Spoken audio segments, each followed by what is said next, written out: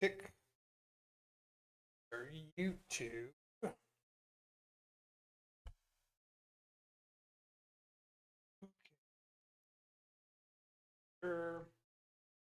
Live.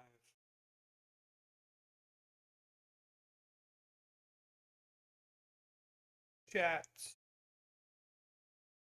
Now, this is the one. Working right away today.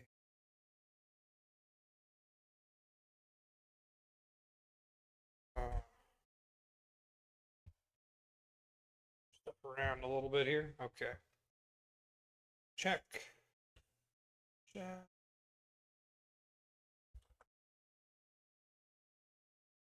Sure. All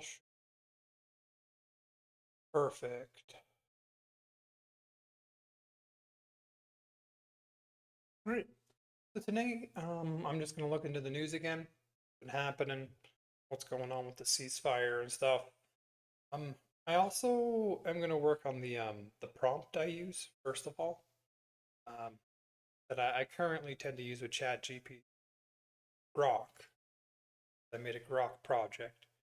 I want to see if I can improve it a little bit before we go through and do our first search of the day. Chats up. That's what I'm going to do first.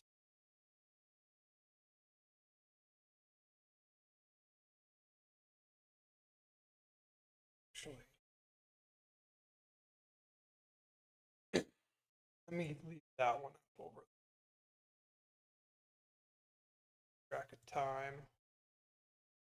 So, get this started. Where are we? Grok project. Start.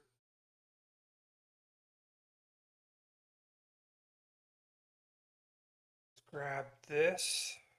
It's hard to edit it in there. This. Just go to the bottom. Some free space. All right. You're an expert news curator with access to real-time search tools, time frame, focus on stories, structure your response. Yes. For every story, use this format. Okay. 1 or 2 sentence neutral factual description, why it matters, source. This is where I want to include video. So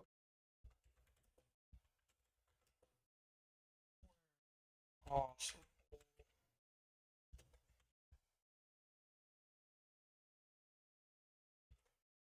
Include, I mean, I might as well just say video.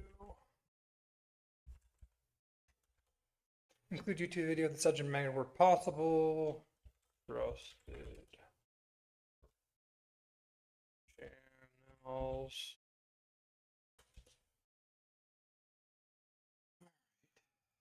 Now, where do we have them?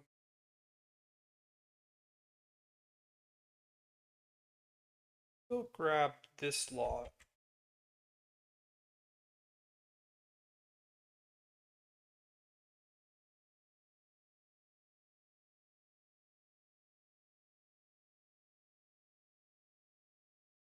Just throw these in there. These are just different news channels, and they tend to have short 5 to 10 minute clips on all the news stories. Having a visual each news story, if I want to look into it further, is going to be helpful.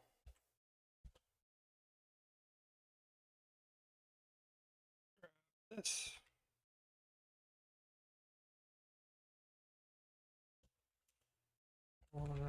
Trusted channel.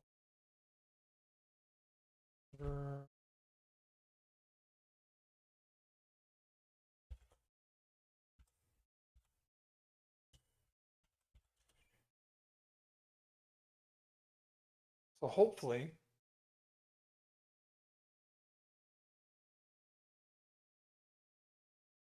Include YouTube video link of the subject matter where possible.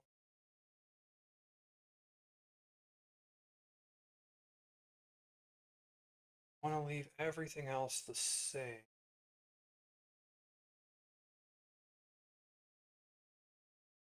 Grab this. Boom.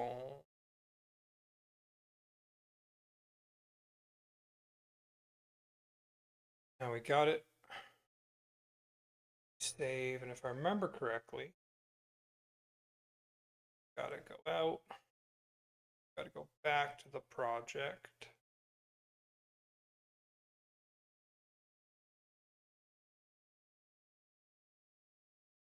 Let me just check the audio. Okay, yeah, audio's.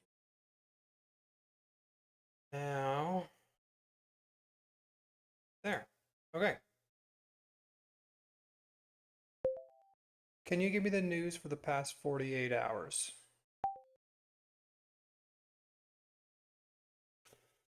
Hopefully this just works and I don't have to mess with it at all.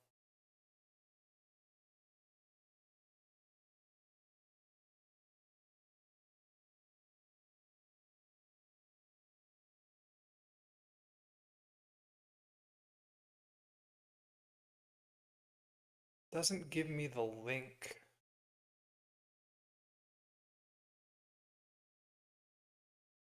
Search CBC News National segment.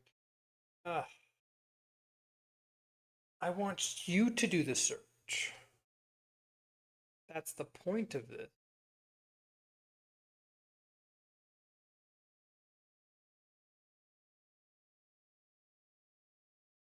Trying to change.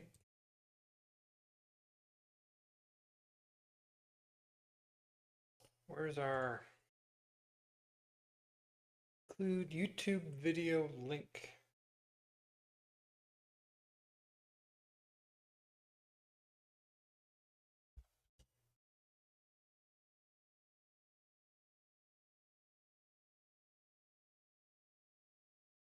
Include a link to a YouTube video of the subject matter where possible.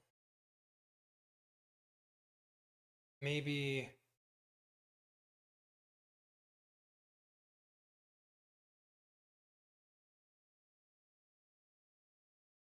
that rewording will work.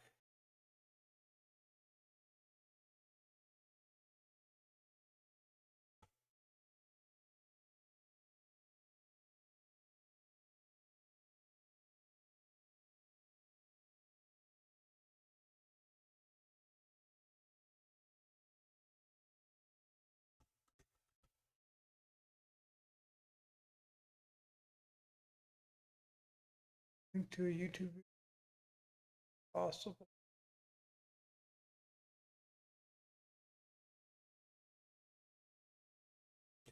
Use. Maybe this section is confusing it.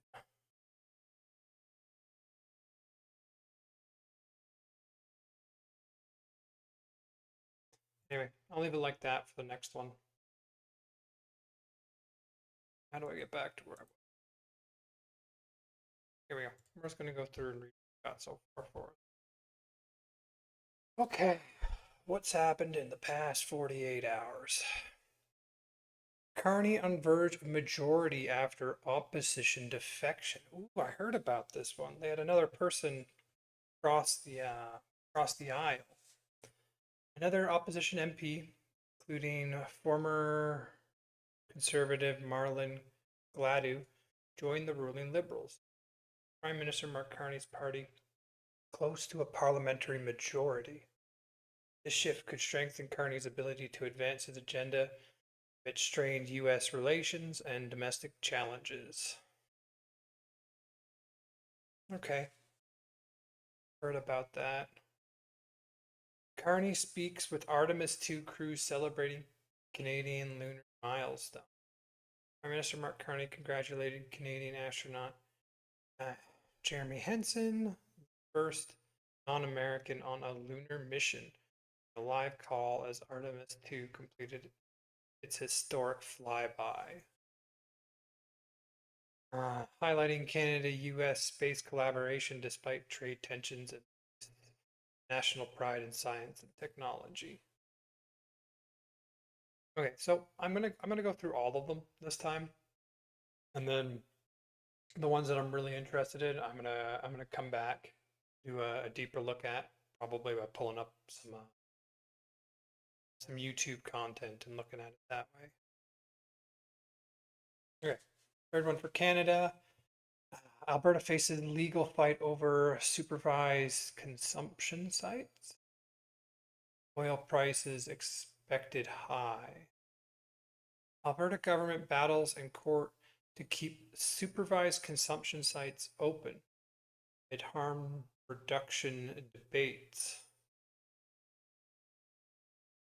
While a Deloitte report forecast sustains high oil and fuel prices impacting the energy sector.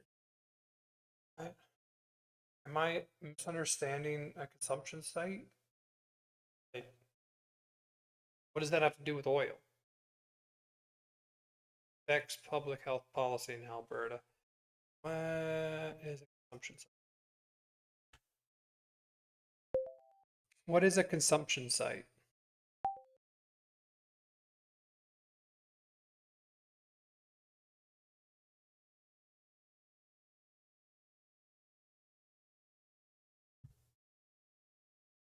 Supervised, I don't need that. Supervised consumption site, also called a safe consumption site, overdose prevention center, or drug consumption room. It's a harm reduction facility where people who use drugs can bring their own obtained substances and consume them in a clean, monitored environment under the supervision of trained health staff. That's always been strange to me. I understand why you would do that, but like bringing drugs to, I assume this is illegal drugs.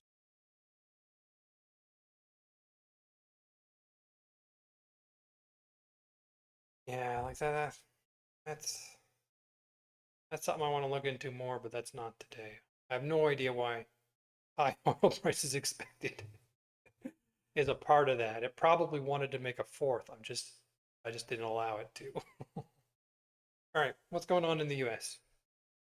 US and Iran agreed to conditional 2-week ceasefire. President Trump announces a 2-week suspension of attacks on Iran in exchange for opening the Strait of Hormuz. Following threats of escalation, both sides claim aspects of victory amidst ongoing tensions. This is absolutely something we're going to look into further, because the big thing was, can Iran collectively agree to the ceasefire and keep it? Because from my understanding, and I'll look into this deeper later, there's currently no the traffic of oil and supplies to the Strait of Hormuz has not gone back to normal, despite the ceasefire, despite what I understand, the two sides are looking at different peace plans, and so they agreed to a ceasefire, but I don't think they agreed to the same ceasefire. Because Iran does not appear to be opening up the Strait of Hormuz. Let's actually look that up now.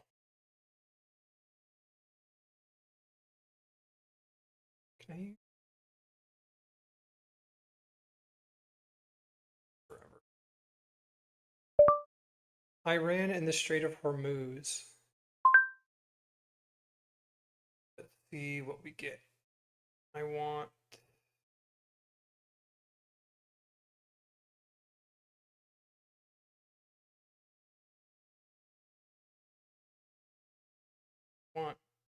is recent news. I could change the upload time this week. 3 days ago, 3 days ago. we have anything modern?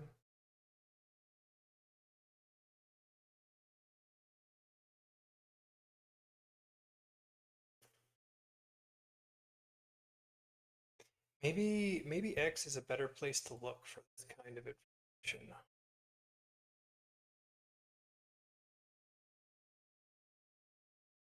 There not have do it this way.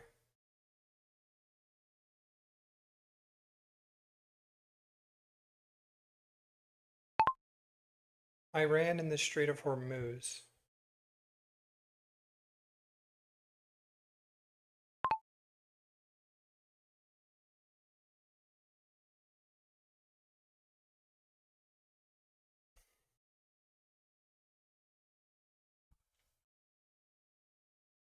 Let's see what new information. All right, here we go. 3 hours. This might be the way to look this stuff up. There are reports that Iran is charging fees to tankers going through the Hormuz Strait. They better not be, and if they are, they better stop now. Should just write it down here. President Donald J. Trump. Yeah. It doesn't sound like they had the same idea of what the ceasefire means. All right. Iran is doing a very poor job. Dishonorable, some would say, of allowing oil to go through the Strait of Hormuz. That's not the agreement we have.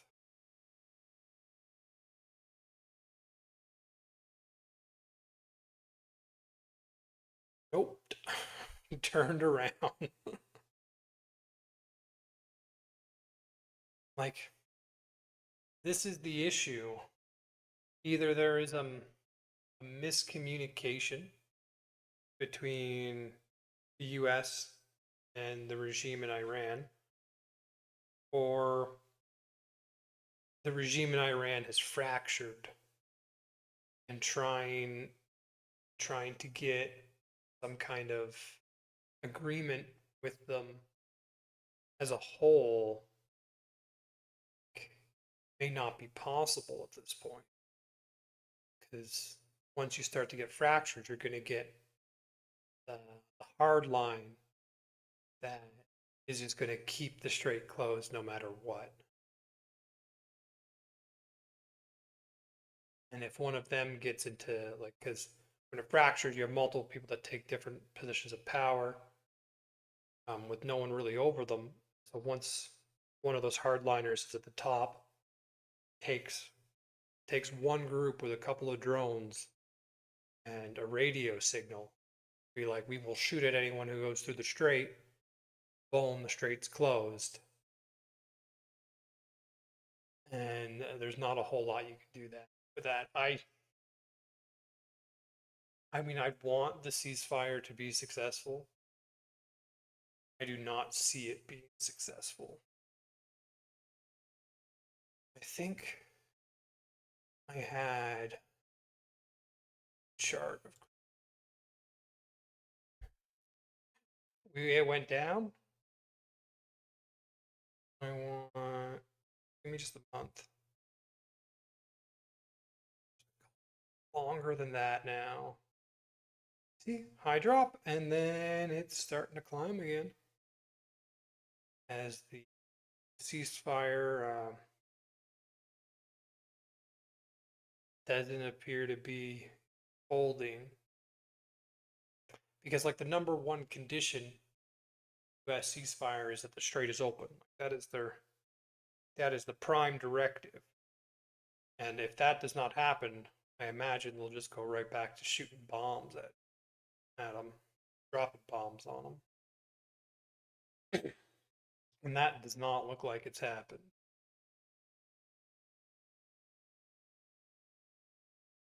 Let's see what else they say. Breaking. Okay, do I read this from here? And I might as well read his rather than what this person. The Wall Street Journal, one of the worst and most inaccurate editorial boards in the world. So just keep attacking the press, stated that I declared premature victory in Iran. Actually, it is a victory, and there's nothing premature about it. Because of me, Iran will never have a nuclear weapon. And very quickly, I agree, Iran will never have a nuclear weapon. And very quickly, you'll see oil start flowing. I agree, Iran will never have a nuclear weapon. I like that. I don't think you'll see oil flowing very. Like, either Iran has fractured and you have hardliners that will not let the strait open, positions of power, or the best case scenario is that the ceasefire was so rushed that both sides didn't get the same version of the ceasefire as they were hammering the deal out.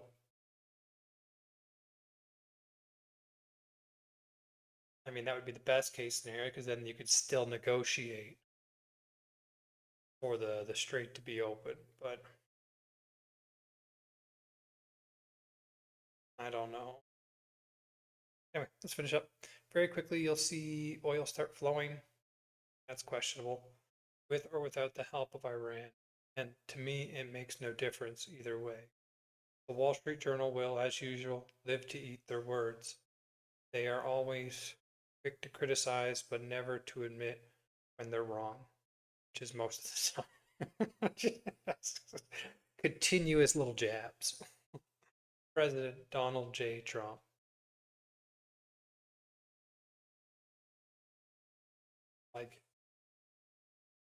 I don't know. I'm hopeful for the ceasefire. The video. Oh, it's just showing nothing. Very few are actually going through. And most of them are still stuck.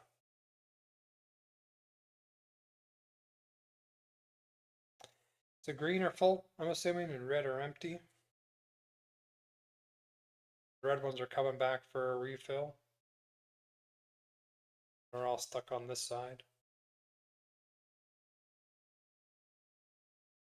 Yeah, it's crazy how much of the world supply of oil goes through this one strait. That is all Iran. And with the range of their drones, keeping this open is going to be hard. Let's keep going. There are reports that Iran is charging fees. He actually has. Mr. President, are you allowed to? Mr. President, I'm not hearing it. That's why. Mr. President, are you allowed to, or are you willing to end this conflict with Iran charging tolls for passage through the strait? Us charging tolls? Iran.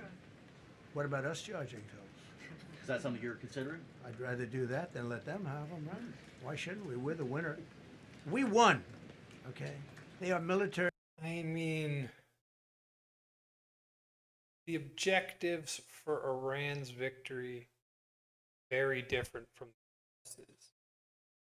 If the regime survives, then they win. That is there and still being in power at the end of this conflict. The US, to be victorious, you need to stop that. You need to change the regime. As far as I understand, the person currently, if it's one person at all anymore, or if it's fractured, multiple regimes, is more hardline than the guy they got rid of.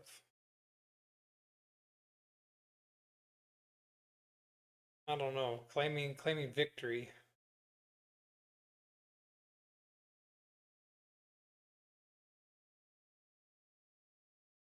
The state of the war right now is not a victory. Like, you either need to use this pressure for a negotiation, get what you want, or gotta finish off the regime. And I have no idea how you could go about doing that.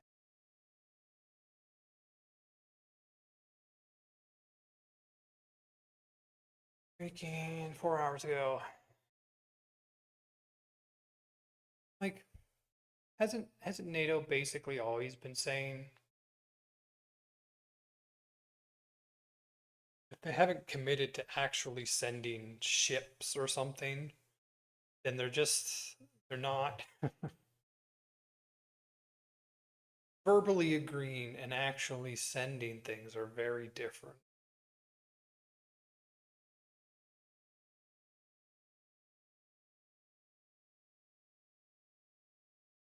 See what you say. It came time to provide the logistical and other support the United States needed in Iran.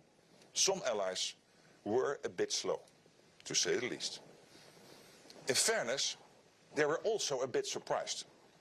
To maintain the element of surprise for the initial strikes, President Trump opted not to inform allies ahead of time, and I understand that.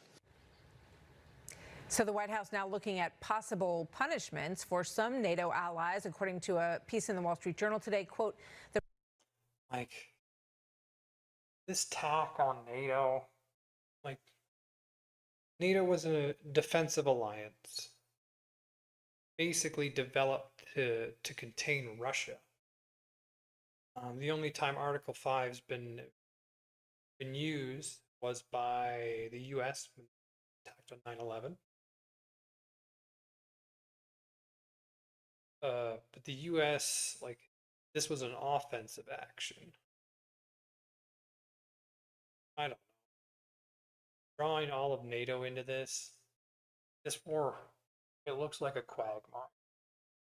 Like, if Donald Trump pulls out now and leaves the Strait of Hormuz to Iran, charging tolls, then in my opinion, they'll have lost the war.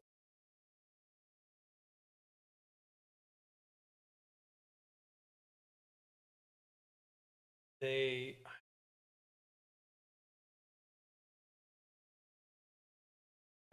needed to be something done about Iran. I don't know if this was it. And I liked Obama's deal. I don't know. Yeah, let me see if I can. I don't want to use this one because we're still. my plan to go through them all failed immediately.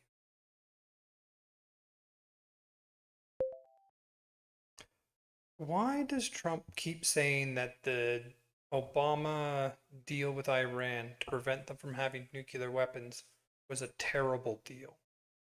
Was it a terrible deal?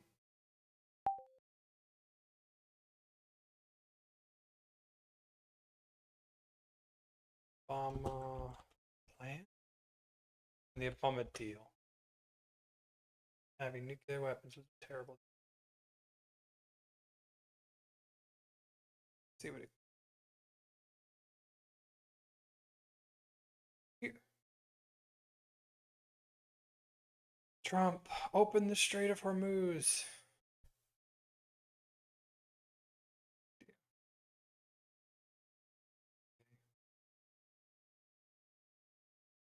Oh, there you go.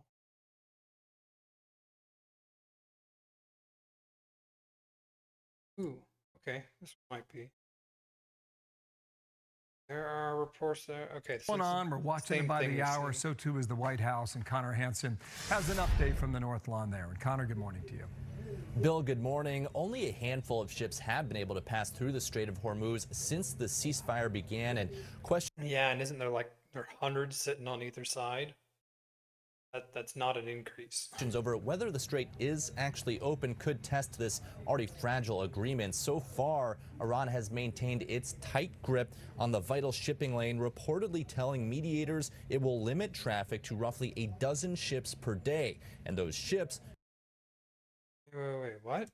traffic to roughly a dozen ships Who's per telling day them that? on the vital shipping lane, reportedly telling mediators fragile agreement. So far, Iran has maintained its tight grip on the vital shipping lane, reportedly telling mediators it will limit traffic to roughly a That is not the same ceasefire that Trump agreed to. Something tells me this ceasefire is doomed.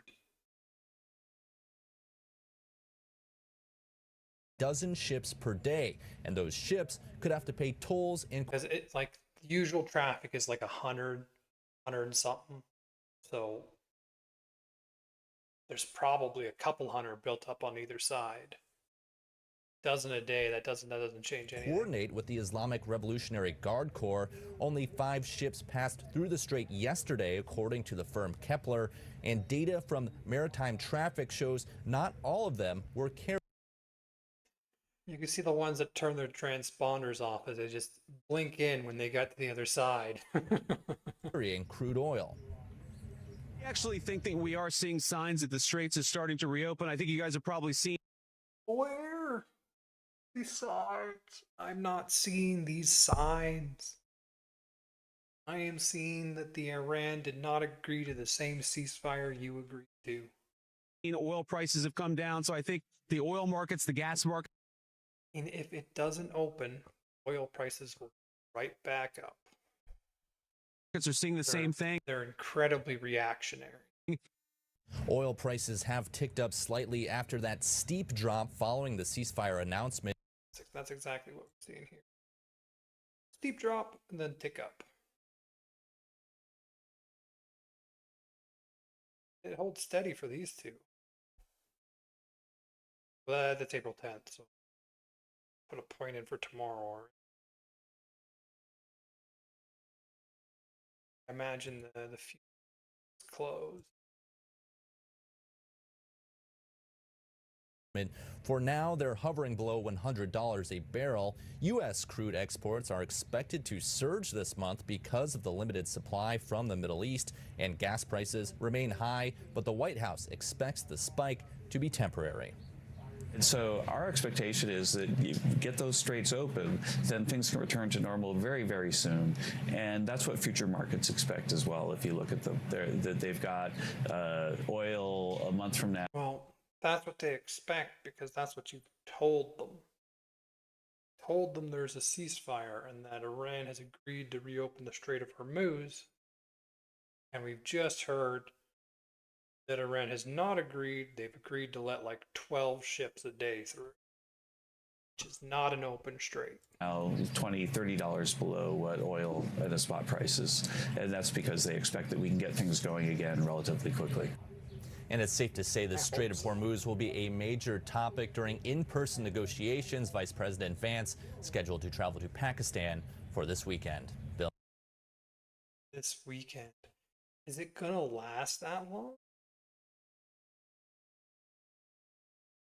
So I like that, but these are all like Fox News and Donald Trump get like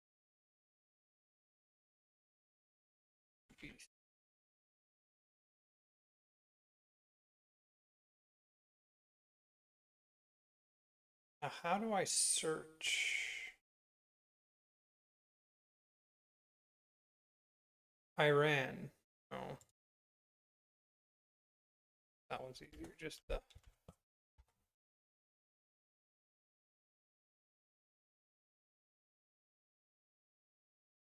okay. Which grocery stores? Israel launches fresh strikes on Lebanon.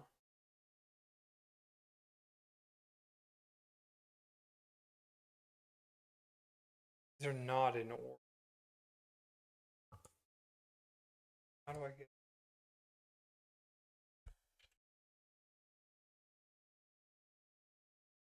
All right, Trump was gaslighting with threats to destroy.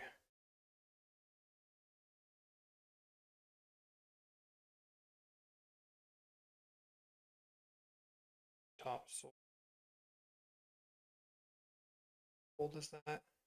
11 hours. Did the Iran war change anything? It's like a document. Just first strikes in Lebanon. But the U.S.-Iran ceasefire. That I want the AI to be able to grab that. A ceasefire. So let's watch this.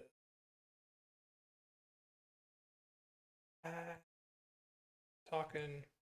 Okay. Why does Trump keep saying that the Obama deal with Iran to prevent them from having a nuclear weapon was a terrible deal? Was it a terrible deal?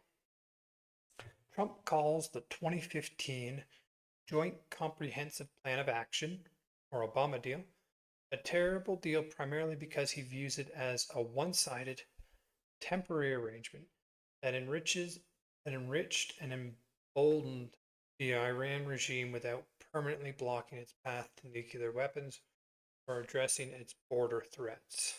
His May 8, 2018 withdrawal announcement, Trump stated that the Joint Comprehensive Plan of Action enriched the Iranian regime and enabled its malign behavior, while at best delaying its ability to pursue nuclear weapons and allowing it to preserve nuclear research and development. He and his administration argued it failed to protect U.S. national security. Trump was repeatedly called it the worst deal ever for these reasons, and he continues to cite it as an example of weak, flawed diplomacy that rewarded bad actors. Okay, core terms of the deal. Limiting uranium enrichment to 3.65. I mean, that right there is what you need.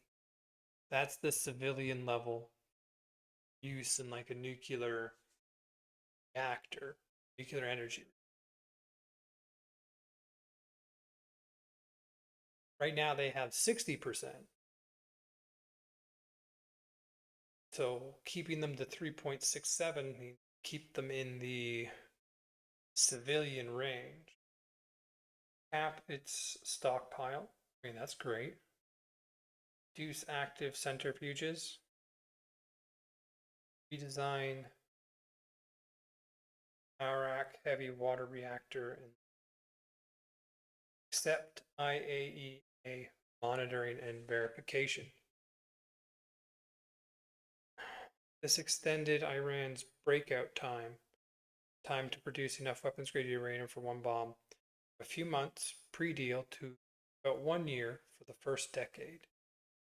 IAEA reports confirm Iran complied with these nuclear limits until after the U.S. withdrawal. I mean, like,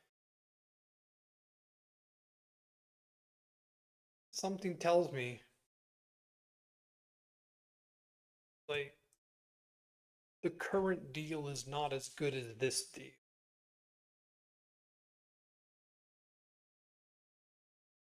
All right, let's see. Trump's and critics' main objections. Trump critique focus on structural flaws, not just short-term compliance. Sunset clause made it temporary. It's more temporary if you destroy it. Many key restrictions expired after 10 to 15 years. Doesn't that just mean you go and renegotiate them? Like, that, at least that's kicking the can 10 to 15 years down the road, where they do not have the capacity to make a nuclear bomb. After that, Iran could legally scale up its industrial enrichment levels. Then, if they do that, shrinking breakout time dramatically, critics called this kicking the can down the road. Pause, not a permanent block. Even some deal supporters, Republicans later acknowledged this as a weakness needing fixes. Absolutely. I don't think you wait until this expires, then you'd blow up the deal. Don't blow the deal up before these expire. Doesn't make sense. Narrow scope, ignored mission, missiles, and terrorism. Now, I agree with that. The deal covered only the nuclear program. It did nothing to curb the ballistic missile development. Which, we're seeing how much damage they're doing with their ballistic missiles they've been allowed to develop, as not included. Or its support for proxies. Back when the deal was signed, I didn't even know the proxies were going to be a big thing. Hezbollah, Houthis, militias in Iraq, Syria.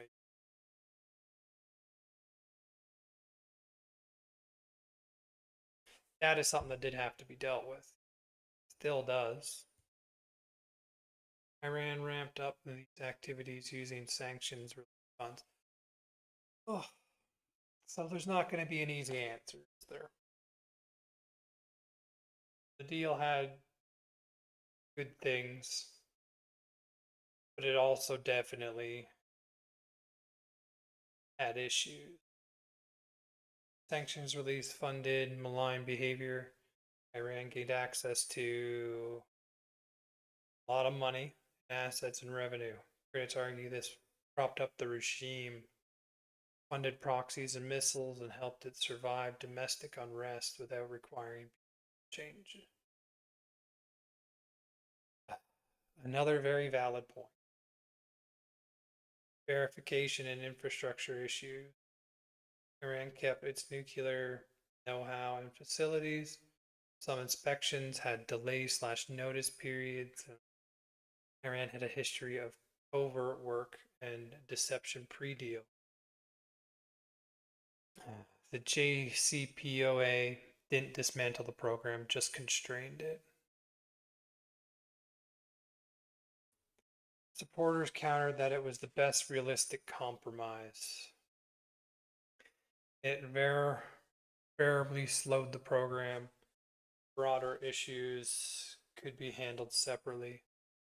They noted IAEA confirmations of compliance and argued withdrawal removed leverage, leading to escalation. Was it actually a terrible deal? Evidence-based assessment.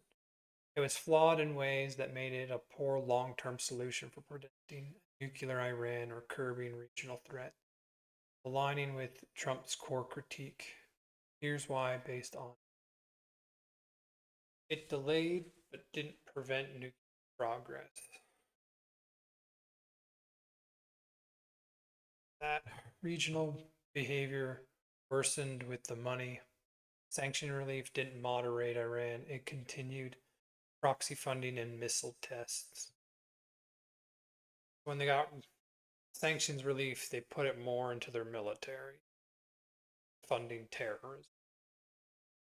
Sanctions after withdrawal hurt Iran's economy but didn't stop nuclear proxy war, though they did limit resources somewhat.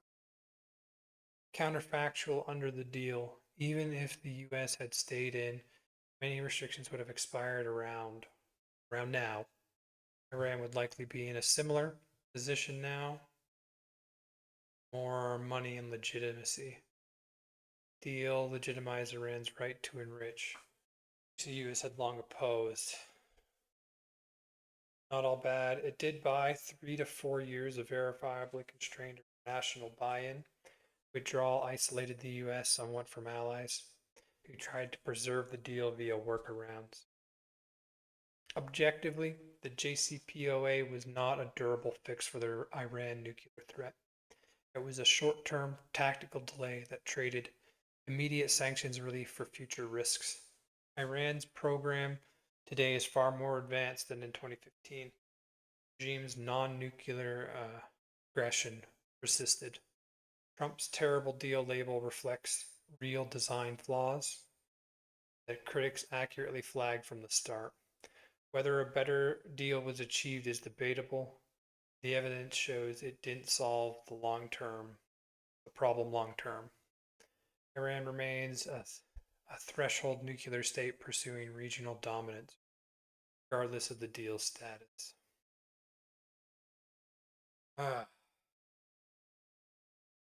Can't lean back or the mic stops picking me up. So, it was a terrible deal. It bought a couple of years, 3 to 4 years of verifiably constrained. But he's right when he was saying that it wasn't a long-term, wasn't a solution to the problem.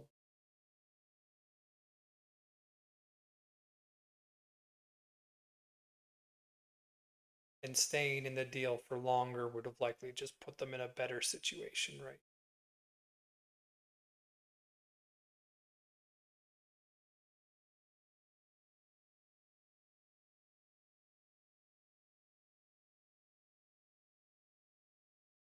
Okay, well.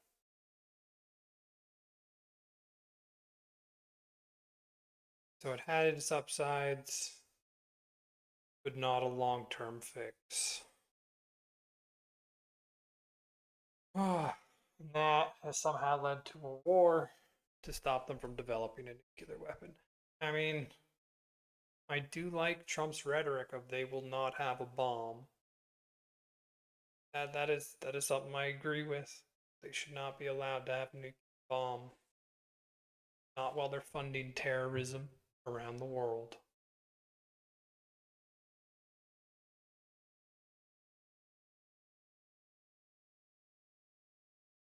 Hey, buddy. Then why do I not see that? Oh, there it is. Kick. Hey.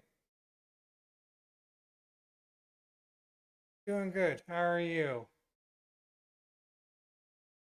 Any comments about what we're talking about? Trump got rid of the Obama deal.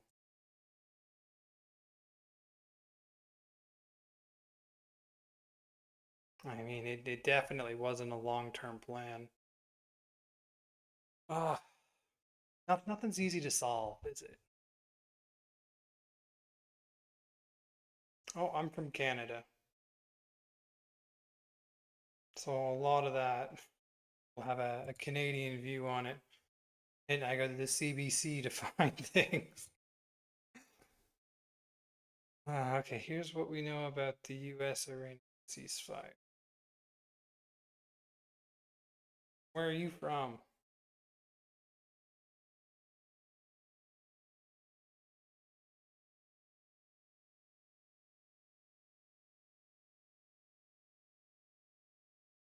Yeah, those are showing up on stream. He's got that part right.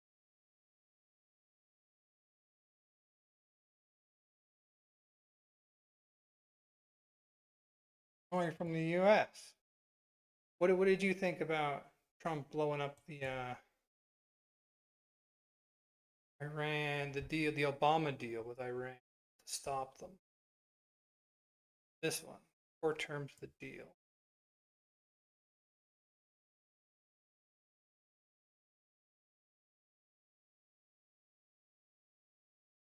Yeah, I have multiple chat things. One way behind the other one. Gotta use this one.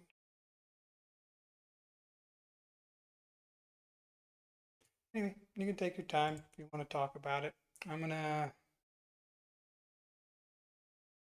start this here. How long ago is this? 1 day. Fire between the U.S. and Iran.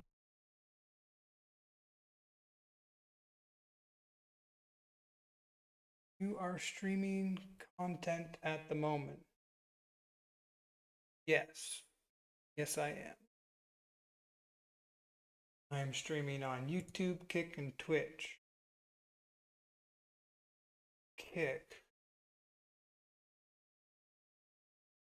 2 viewers on Kick. All right, let's see what's going on with the ceasefire. appears shaky after last night's 11th hour agreement.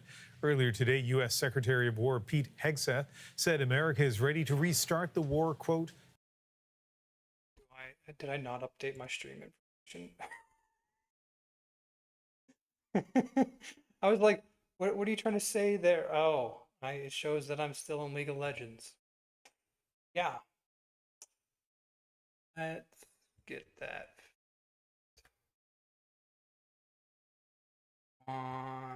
Probably this one. Here. Just chatting.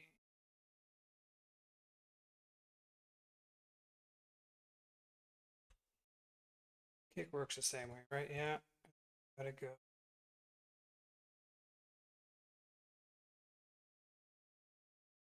Politics, say.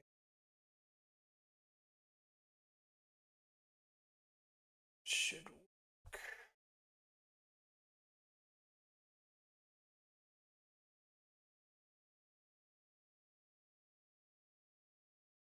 What's your name? My name's Alex. I go by Alovation on all of the streaming sites, though.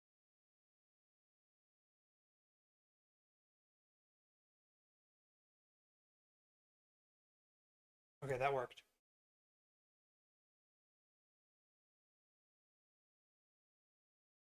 A ceasefire between the U.S. and Iran appears shaky after last night's 11th hour agreement. Earlier today, U.S. Secretary of War Pete Hegseth said America is ready to restart the war, quote, at a moment's notice. It takes time sometimes for ceasefires to take hold. We're watching it. So they're kind of waiting it out to see if like they've made. I assume this is why Trump keeps posting about the Strait of Hormuz being open is crucial to the ceasefire. And if they don't do that, then the ceasefire is going to fall through, and it's probably going to be back to war. But they're trying to push that to see if they'll accept that term while they continue the peace talks. We're prepared.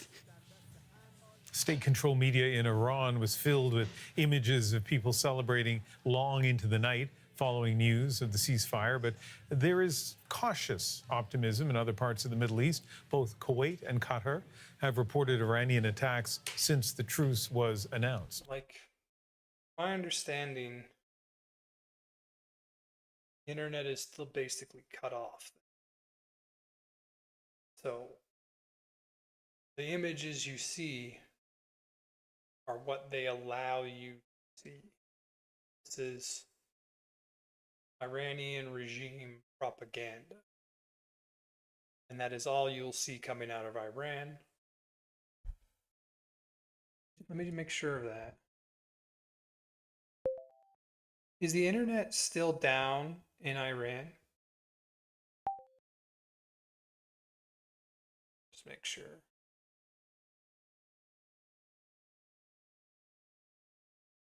Yes, the internet remains severely restricted. It's not completely down for all users in the sense of zero connectivity everywhere, but it's under a near total government-imposed nationwide blackout. Everything you're going to see from there, you're seeing it because the regime wants you to see it.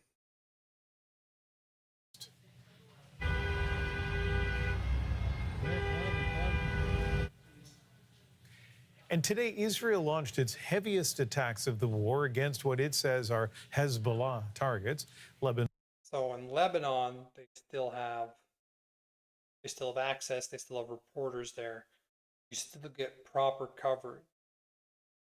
Not like in Iran. Non-Civil Defense Service says those strikes killed 254 people. That would be the highest single-day death toll in the Israel-Hezbollah war. Another 1,100 people were wounded in these strikes. Iran says it closed the Strait of Hormuz again in response to those attacks. From my understanding, the Strait of Hormuz was never really open. So, like, can you close again something that hadn't been opened? It looks like they're just trying to find an excuse to not open the strait. And journalist Nick Harper is watching the reaction from the United States and tell us what they're saying in Washington about the state of the Strait of Hormuz. Well, Ian, at the end of the first full day of this ceasefire, the US and Iran seem to be completely at odds, and interpretation of the situation and how the Strait of Hormuz is going forward is very contrasted. Now, bear in mind, earlier I like the map. These are basically all the areas involved. We got the strait over here.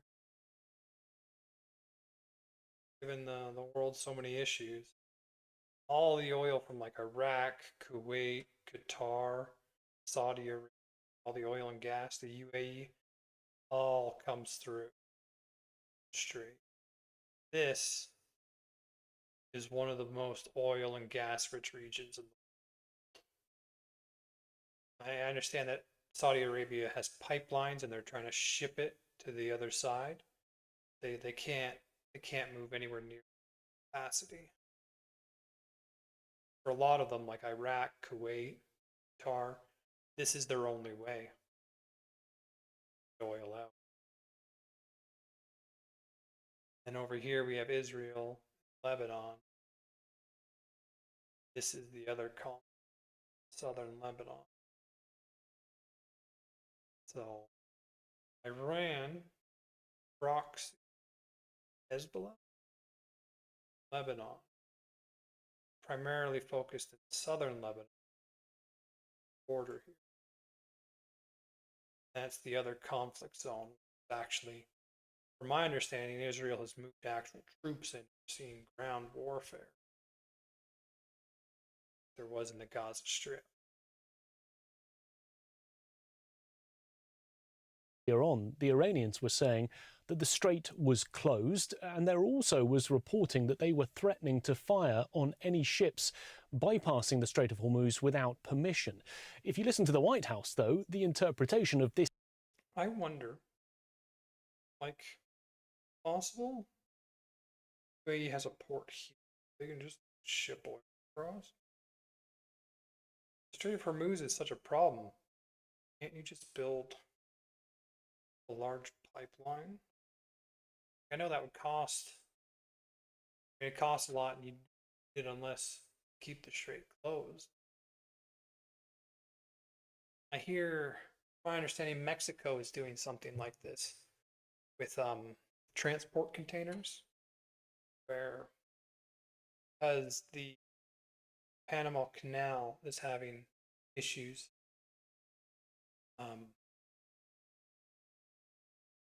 Mexico has a port, quickly offloads to a train, which takes you across, and onloads to it. That's becoming more competitive because of the situation in Panama.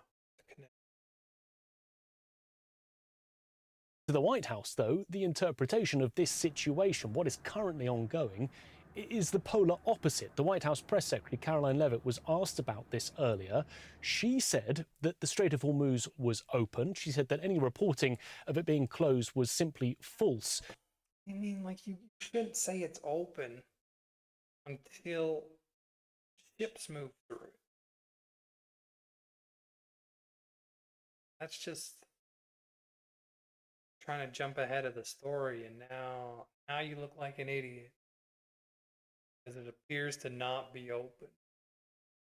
And she also said that there had been an uptick in traffic, the number of ships bypassing that channel. Let's listen to what else she had to say when she was asked about it by reporters earlier. Again, this is a case of what they're saying publicly is different privately. We have seen an uptick of traffic in the Strait today, and I will reiterate the president's expectation and demand that the Strait of Hormuz is reopened immediately, quickly, and safely. That is his expectation. It has been relayed to him. So she didn't say it is open. She said it's the expectation that it's open. So she's explaining the ceasefire from the American side. Privately, that is what's taking place, and these reports publicly are false. And Donald Trump has also been speaking about the Strait of Hormuz. He seems to view it as a business opportunity. He said that there was big money to be made, and he talked about this idea that hasn't been discussed so far of a, in his words, joint venture with the Iranians, potentially splitting this toll money that up until now the Iranians have been imposing on ships, a two... What?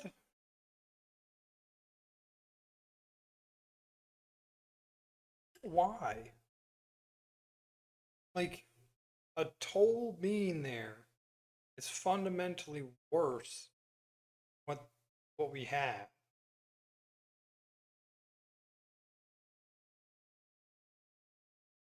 And now the Americans are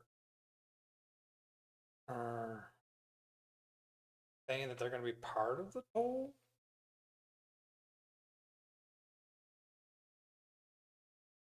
Show you. Unfortunately, I don't actually have an Instagram set up right now. That's one of the things I was going to do soon. Instagram, X, and TikTok. Gotta get a shorts system set up. $1 million price tag. Donald Trump wants a piece of that pie, suggesting that potentially, if there is a toll, the United States would like to collect some of it as well. Ian? And what are the next steps for the United States in Iran? Well, Donald Trump certainly seems to suggest that the United States will be around for some time. He said that the US would be just hanging around in order to make sure that everything goes well. He also spoke about the... So it sounds like J.D. Vance is having a meeting with them on this weekend, and we're not going to see a change in the situation until then. Because they were meeting with Pakistan or somewhere. Uranium, said the US would be digging it up. That uranium that he said was buried deep underground as a result of US airstrikes. And the US Secretary of Defense, Pete Hegseth, has also suggested that US troops would remain in the region. But will any of this be possible? Because there is this confusion and contrasting views. We heard from the Vice President, J.D. Vance, earlier, and he said that simply at this stage, there seemed to be a misunderstanding about how things were being interpreted. I think this comes from a legitimate misunderstanding. I think the Iranians thought that the ceasefire included Lebanon, and it just didn't. We never made that promise. We never indicated that was going to be the case. What we said is that the ceasefire would be focused on Iran, and the ceasefire would be focused on America's allies, both Israel and the Gulf Arab states. So he thinks, like they did state this, that they were closing the Strait of Hormuz because of the fighting in Lebanon. The Strait of Hormuz also had never been opened, so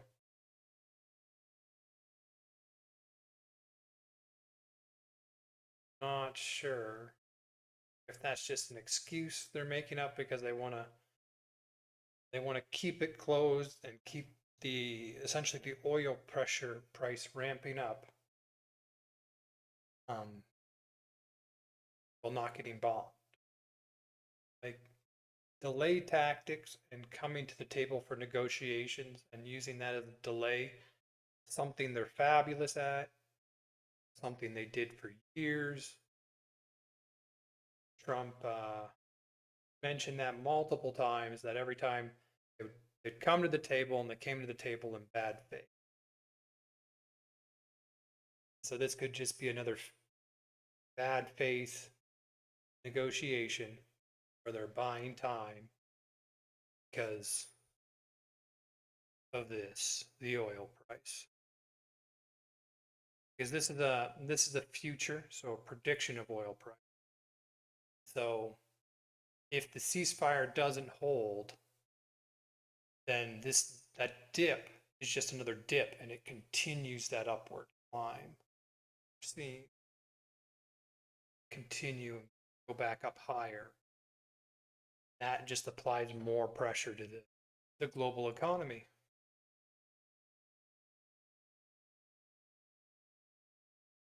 The longer you let them continue to do that,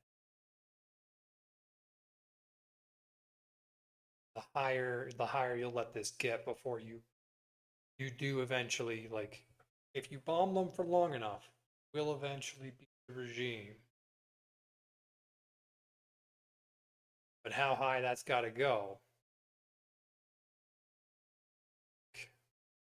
I don't even know. We haven't seen the real kick in oil price yet.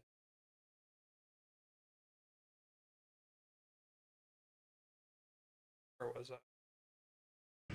Now, that said, the Israelis, as I understand it, again, I'm supposed to get a fuller report when I get on the plane, have actually offered to be, frankly, to check themselves a little bit in Lebanon because they want to make sure that our negotiation is successful. So the vice president check themselves, but not end the conflict. Suggesting that Iran is quite simply confused about the terms of this ceasefire. So the next question is, will we even get to the beginning of the talks? The first round due to begin on Saturday in Islamabad. At this stage, Islamabad, Saturday. With the Iranians saying that the US has violated multiple terms of the agreement, it may be a little difficult to even get to the point where they'll be sitting down to discuss next steps. Ian? Journalist Nick Harper in Washington. Thank you.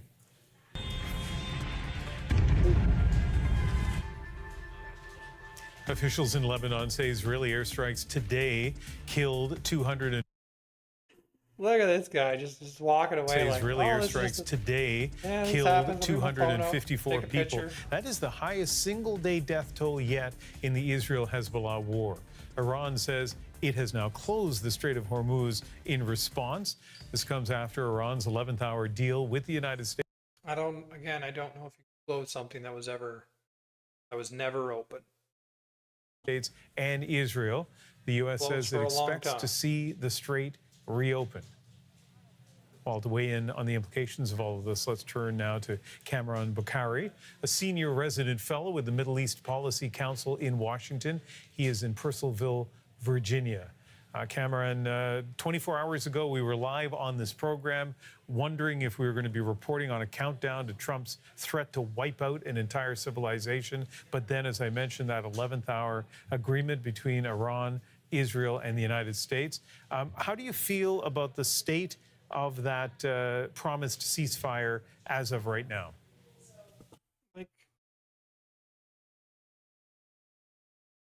Attacking the civilian infrastructure is not the way to go about it. Like, I don't know how you go and you force the regime into a ceasefire or to destroy them, but targeting power plants, that's just going to cause a lot of unnecessary problems. Keep it to military targets.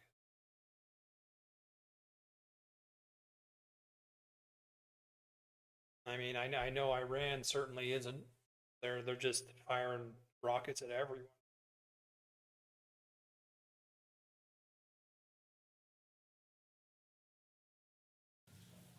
So thanks for having me on, Ian. Look, there are a couple of things. Number one is anytime you reach a ceasefire, in the early days, it's very fragile. There are always violations by one side or another. And in this case, we're dealing with a really complicated situation. So you have the US-Iranian conflict, and then you also have the Israel-Iranian conflict. Now, there's a lot of convergence between Washington and Jerusalem, but there are also differences in how Israel and the United States look at the conflict. So this is a complicated situation. And then, of course, the fact that Pakistan is being used as a conduit for these negotiations adds a further layer of complexity. And so by the time, you get everybody on the same page, it's not really clear that, everybody agrees with everything. So I look at this as sort of, part of the process. Kind of curious about Israel's thinking in launching an attack with what we're told is the largest loss of life during their incursion, or whatever you want to call it, in Lebanon against Hezbollah, which, I mean, not surprisingly, has put pressure on this ceasefire. What do you think Israel's strategy is here? Well, look, I mean, I think from an Israeli point of view, there is the war with Iran. But from an Israeli point of view, Hezbollah is more closer to home and has far greater ability to strike. And now, since 2024, Israel has significantly weakened Hezbollah, and it's trying to wrap that up, that whole process, trying to take it to a logical conclusion, but it faces constraints because. So they're trying to remove Hezbollah from. So, from my understanding, Hezbollah is like faction in Lebanon. They're powerful military faction, primarily resides within the southern part of Israel. But when you look at like their military power, like it was pretty comparable to Lebanon's standing military. So a fight between Lebanon and Hezbollah would be a civil war that would be absolutely devastating. Which is why the Lebanese army is kind of staying out of this. And that, what I understand, and it's Hezbollah and Israel fighting. But like Hezbollah uses the same tactics Hamas uses, put their buildings into schools and under hospitals. So that'll get messy if that continues. I don't know if Israel's going to be able to wrap that up in a short time frame. The United States is trying to reach an understanding, a settlement with Iran. Iran is tied to Hezbollah. So this is the complexity here, that interests always don't converge, they diverge. And then if you look at what the Iranian situation is, they're in a difficult position. On one hand, they can't be seen as throwing their premier proxy, Hezbollah, under the bus. But if they try to say, hey, this ceasefire is off, then they risk further destruction of their infrastructure and whatnot. I mean, quite frankly, they came to the table yesterday because obviously the threat from the President of the United States, and they can't assume he's not going to follow through with it. You've explained this so clearly, the complexity of what's going on right now with Iran, Israel, and the United States. And so that complexity is, kind of the backdrop for the days leading up to what are supposed to be negotiations on Saturday. Do you have any sense of confidence of whether those negotiations will even begin on Saturday? Great question. So there are two ways to look at it. There's one way is that, hey, these ceasefire violations are adding to the fragility of the situation. And so it's not beyond the realm of possibility or even probability that they decide that, hey, we don't want to meet just yet. Okay. But at the same time, another way of looking at it is what is the priority? What is the imperative of the Iranians? At some point, as I was saying earlier, they have to sort of decide, do they want to go to war again and risk further degradation of their infrastructure? See, one of the things that to bear in mind from an Iranian point of view is they can take the destruction of their offensive capabilities and live with it. What they can't live with is if infrastructure is struck, that creates internal social economic chaos, and that threatens the regime. That's something that's a red line. When all is said and done, they want to get to the other side. So that's why he's doing it. Say that again. Thing that's a red line. When structure is struck, that they can take the destruction of their offensive capabilities and live with it. What they can't live with is if infrastructure is struck, that creates internal social economic chaos, and that threatens the regime. So that's why Trump is stating that he'll target power plants, because that's what threatens the actual regime. Because if he targets infrastructure, they'll lose control of the populace. I mean, his threats make more sense. That's something that's a red line. When all is said and done, they want to get to the other side of this more or less intact. And so there's this sort of difficult decision making, but I think that the imperative will constrain Iran from completely calling off these talks. So nice to have. I think right now, if like the ceasefire negotiations drag on, it favors Iran. Because the longer they can drag on peace negotiations, the higher they can make this go. More pressure that'll add to the US. All right. I wanted to do one more question and then we're going to move on. Who is currently leading Iran? Who is Trump talking to in his negotiations?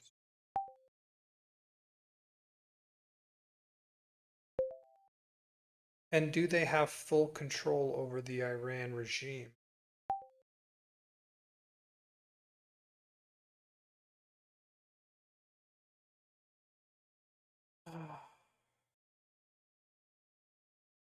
Yeah, like it says Ayatollah al-Khamenei, but like from my understanding, we haven't seen him at all.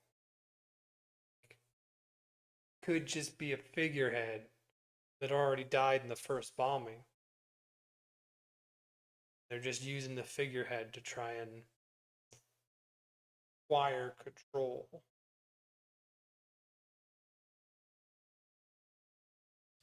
As of April 9th or 10th, 2016, Iran is formerly led by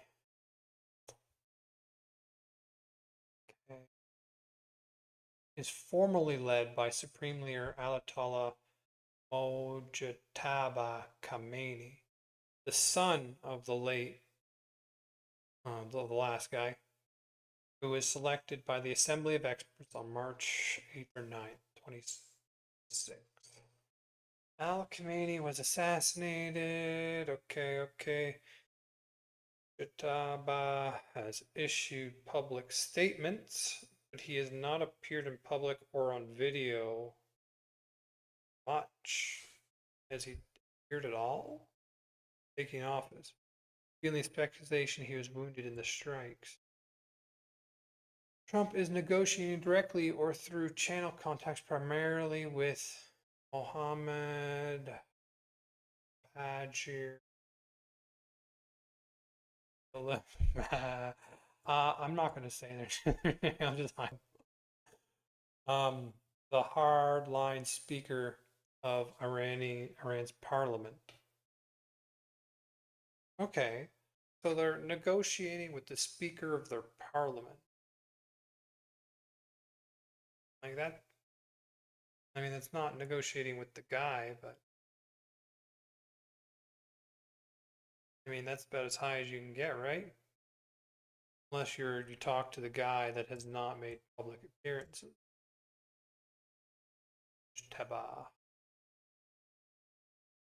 Trump has publicly confirmed his envoys are talking to a senior Iranian official or top person he described as the most respected leader. Multiple U.S., Israel, and media reports identify this as Jalifba, a former IRGC commander and pragmatic hardliner. Contacts have occurred via mediators, planned or ongoing talks in Islamabad, Pakistan, tied to a fragile 2-week ceasefire agreement.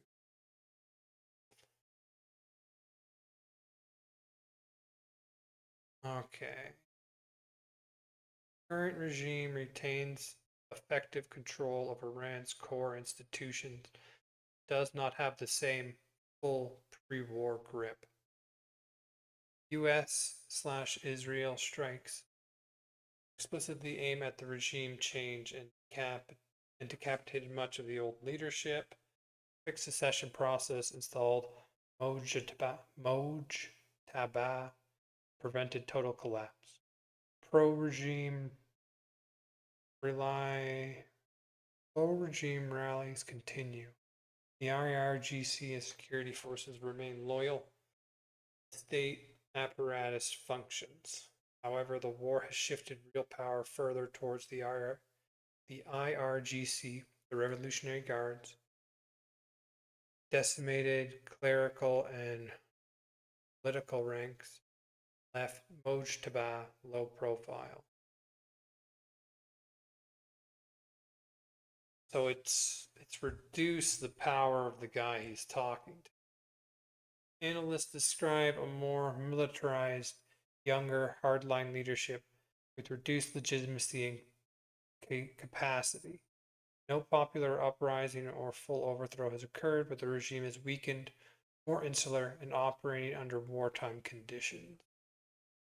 In short, Mojtaba Kahami is the top leader on paper. Galifbaf is the regime's main point of contact with Trump's team. The Islamic Republic survives battered. More IRGC dominated and far from unchallenged full control. Ceasefire and Islamabad talks are the immediate focus, though volatiles and distrust are already being reported on both sides. The situation remains fluid. Okay. Well, I'm going to be moving on. The new chat. Cut. Video. Sure, we cut.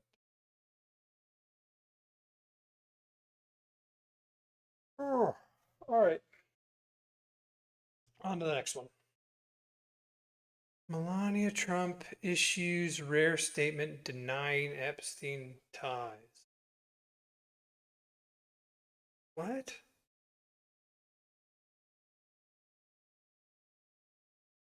Didn't Melania meet Trump through Epstein? First Lady Melania Trump denies any close relationship, calling allegations baseless lies. A televised remark. Okay, let me just check.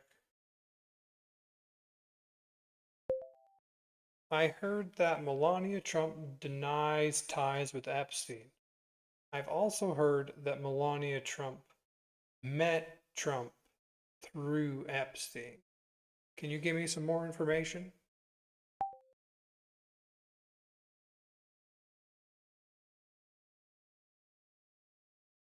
Too many Trumps. Melania met Trump through Epstein. Can you give me? Let's see what it comes up with.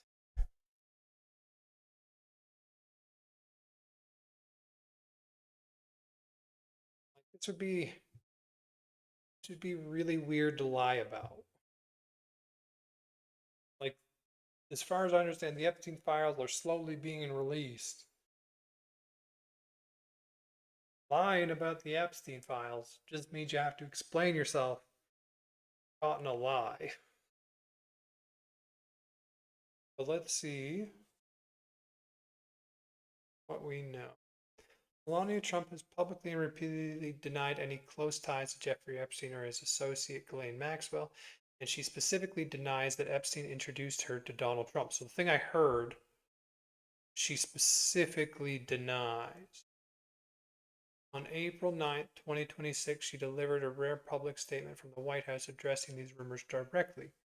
Well, I've definitely heard the rumors, calling them lies and mean-spirited attempts to defame my reputation.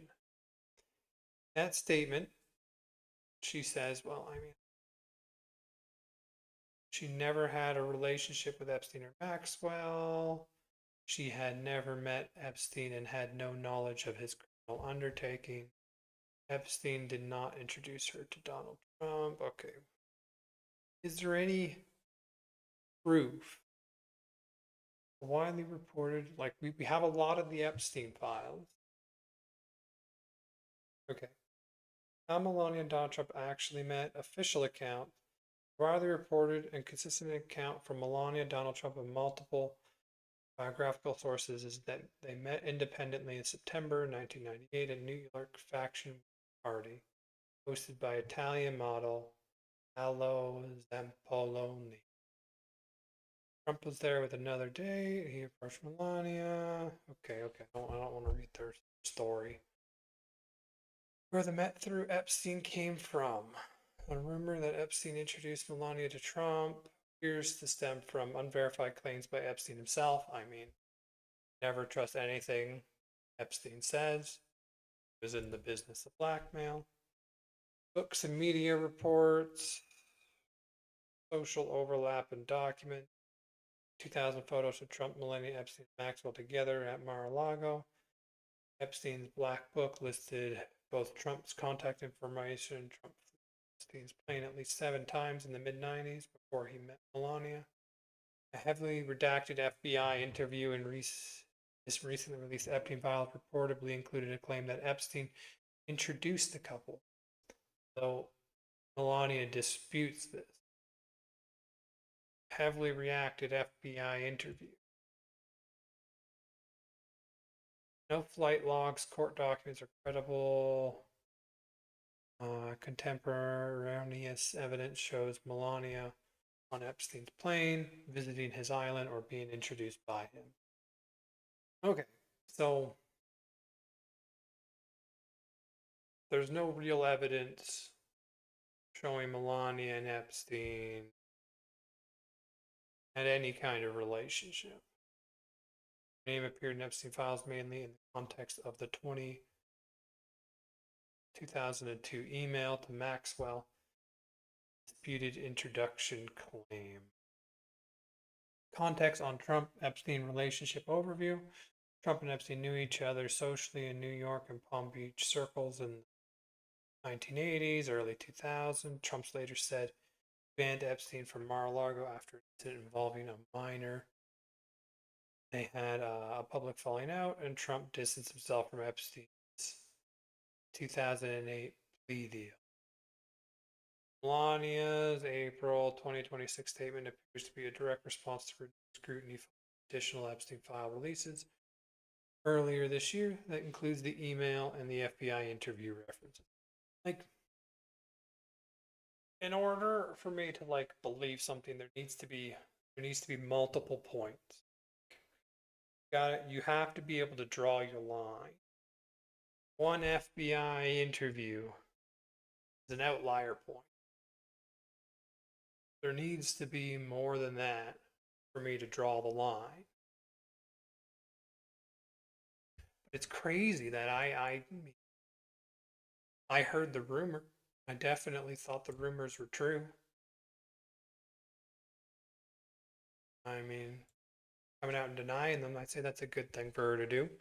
Melania Trump strongly denies the rumors and has stuck to the 1998 Zampoloni party story for decades. The counterclaim largely traces back to Epstein's own boast. Never, Epstein's own boast. Not even a dot. Can't use anything he says as a point of reference because he is so incentivized to blackmail people. So you can't use his own statement. Secondary reporting about model industry overlaps. Lack hard documentary proof of any direct Epstein role in their meeting. The topic remains politically charged, with ongoing documents released and legal disputes keeping it in the news.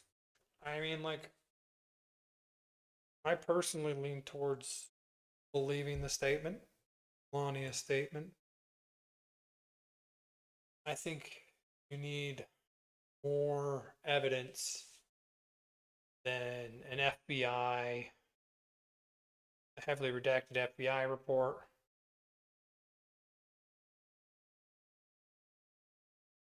I mean, one report, a lie. Can't trust anything Epstein says because he blackmailed people for a living. He could have easily been the one to get an FBI agent. I mean, he was filthy rich, right? Get an FBI agent to submit a report saying something like that. Secondary reporting about model industry overlap. Yeah. I mean, I think I believe Melania in this case, unless there is new evidence presented.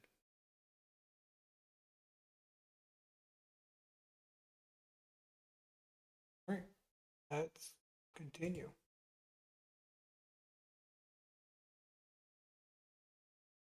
I need to go to this one. Clip. We're good. All right. U.S. fertility rates hit another record low. I mean, you want to know why? I saved exactly why.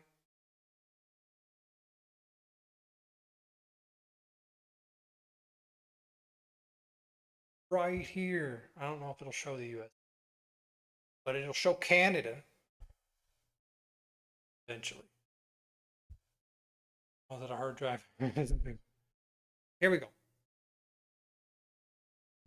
Now, need to readjust where it is so that you can see it. Now, if we look down here, we'll see this is the happiness index. And if you look at the young and you come all the way down here, you will see it's 71. So, of 150 countries, Canada is ranked 71 for youth happiness. The United States is slightly better. But 60 is still bad. Like, that is still really bad. When you go to the rest of the US, let's make sure I got this right, at 18. That's like not the youth. They rated as 18.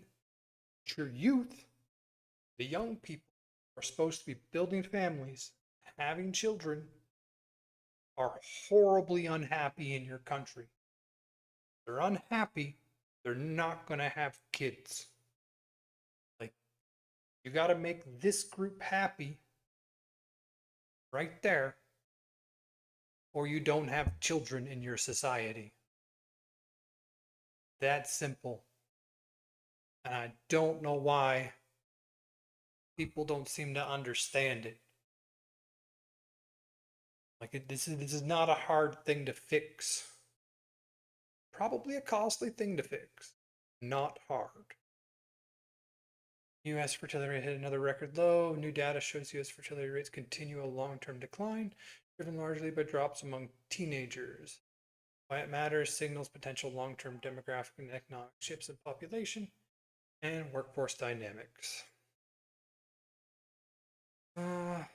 Let's see.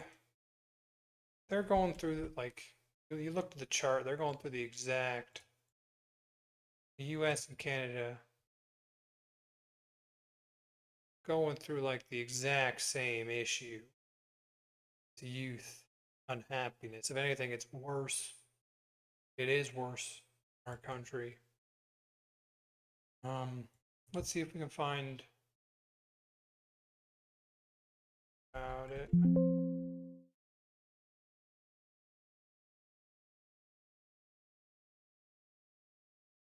Not talking about it at all. CBC.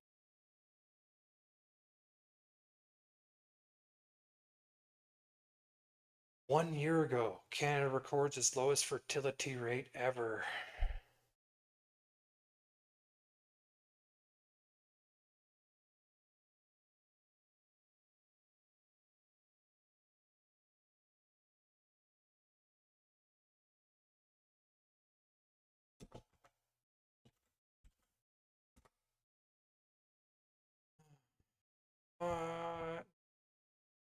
What declining birth rates mean for the world? I wanna look at why. Why are birth rates plummeting? Oh, like I like this guy, Patrick Boyle, but it's so dry. It's so dry. Like that's something you throw up on a side monitor. That's definitely what we want to learn. Why are they plummeting? Okay, let's see. Well, I'll watch a part of it. Birth rates are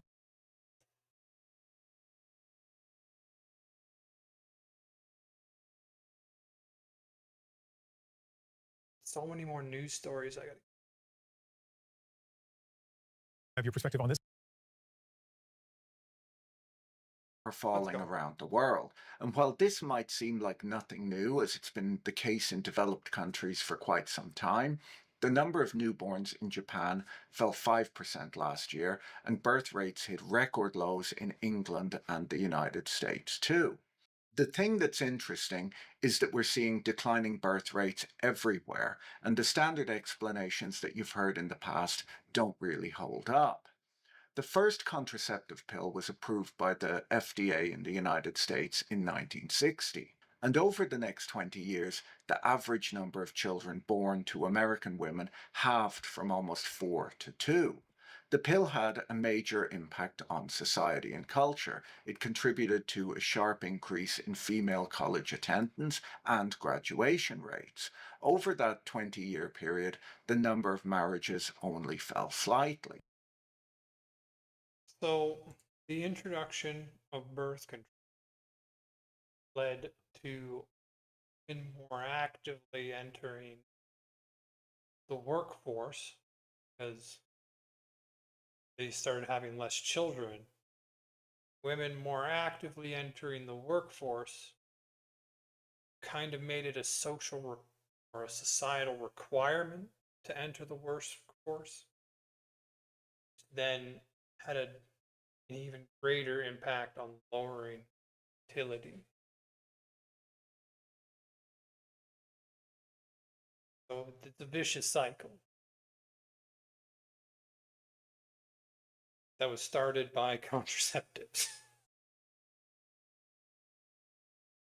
The fertility rate, which is the expected number of children born per woman in her childbearing years, sits at 1.44 children per woman today in the UK and 1.64 children per woman today in the United States.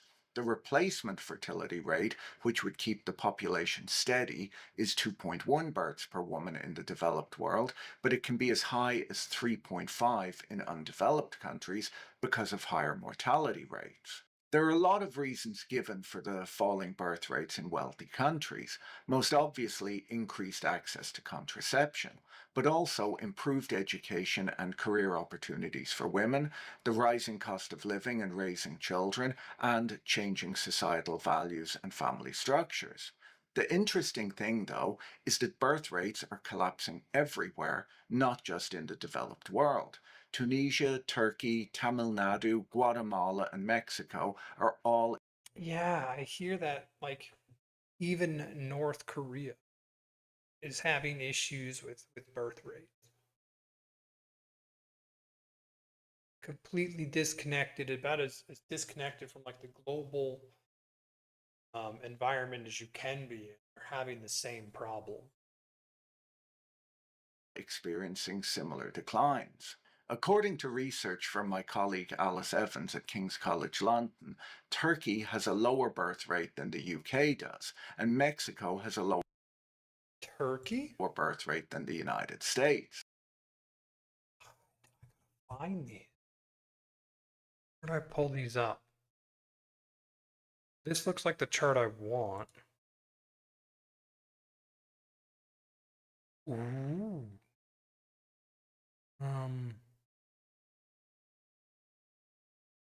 Oh, this is great. Okay. Fertility rates. Ooh. That's the 1.5. We've dropped below that. Need to be above that line. Let's go to 2023.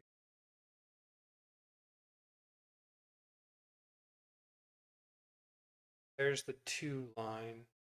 So it's slightly higher than Canada, but like it's showing the same decline. That when they introduced contraceptives.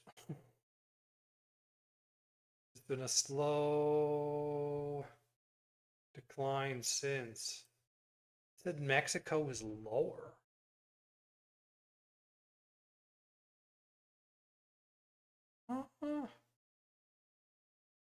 Births per woman, they're not. The US was that line. Also, not a good line.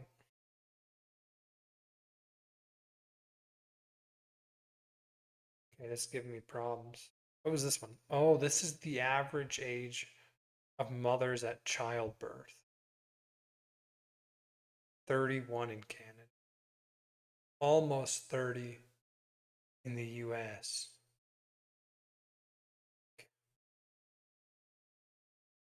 Oh.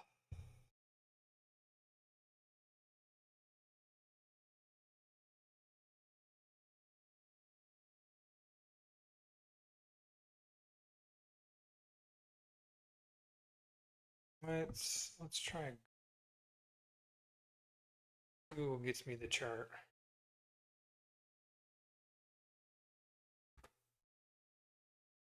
Ooh, okay, images. That looks good. That also looks like.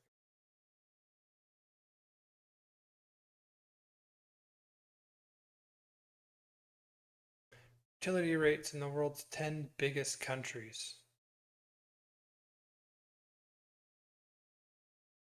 China's is dropping again. US, Brazil, India, Indonesia, Bangladesh, Pakistan, Ethiopia, Nigeria. Even look at the, if we have the map, the places that have high fertility rates.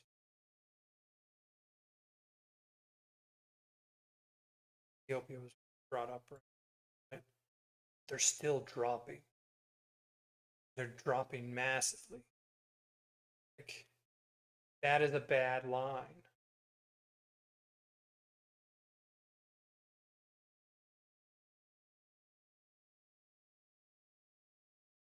Oh.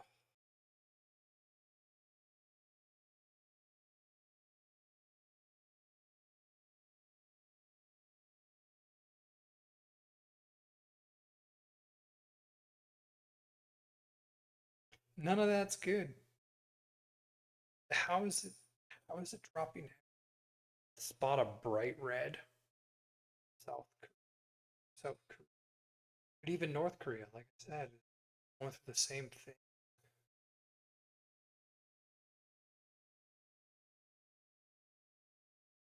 Going on.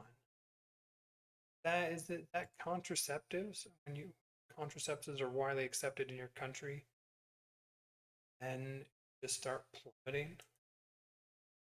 China.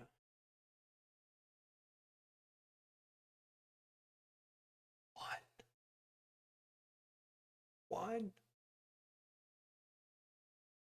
Like, that is a halving of your population in a generation.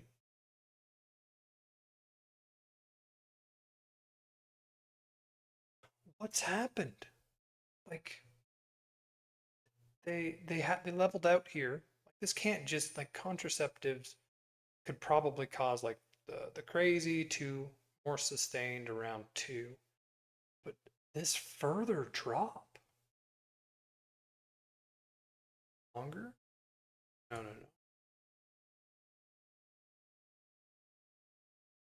That is insane. In Spain, the average age of a mother is 32.5. I don't think that tells us a whole lot, because as technology improves, things like IVF become available and really bring up the age that you can have children. Like, the average age of a first-time mother, I think, would be more appropriate at telling us a trend here,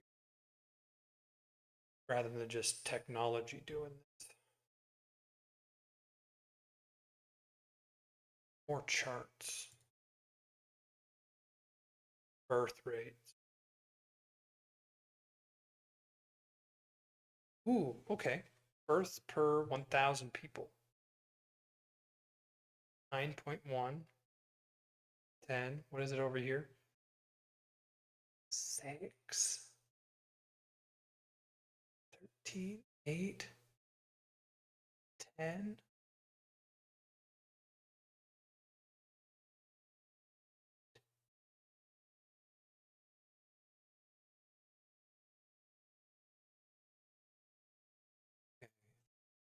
What's this one? Share of women who have given a number of births. So no births, 1 birth, 2 births, 3, 4 or more. This only goes to 1973. That's not going to show me anything then. What does 1973 tell us? Like, again, like this whole thing, I personally believe it's all related to the happiness. The young, and I mean those slightly above the young, are the ones that have kids. And when their happiness sits at 71st, has declined massively. That's why you have low birth rates right there. Hope is probably the most important thing for people to have kids. If your happiness is declining year over year massively, you got no hope. I don't see our current administration doing anything to fix it.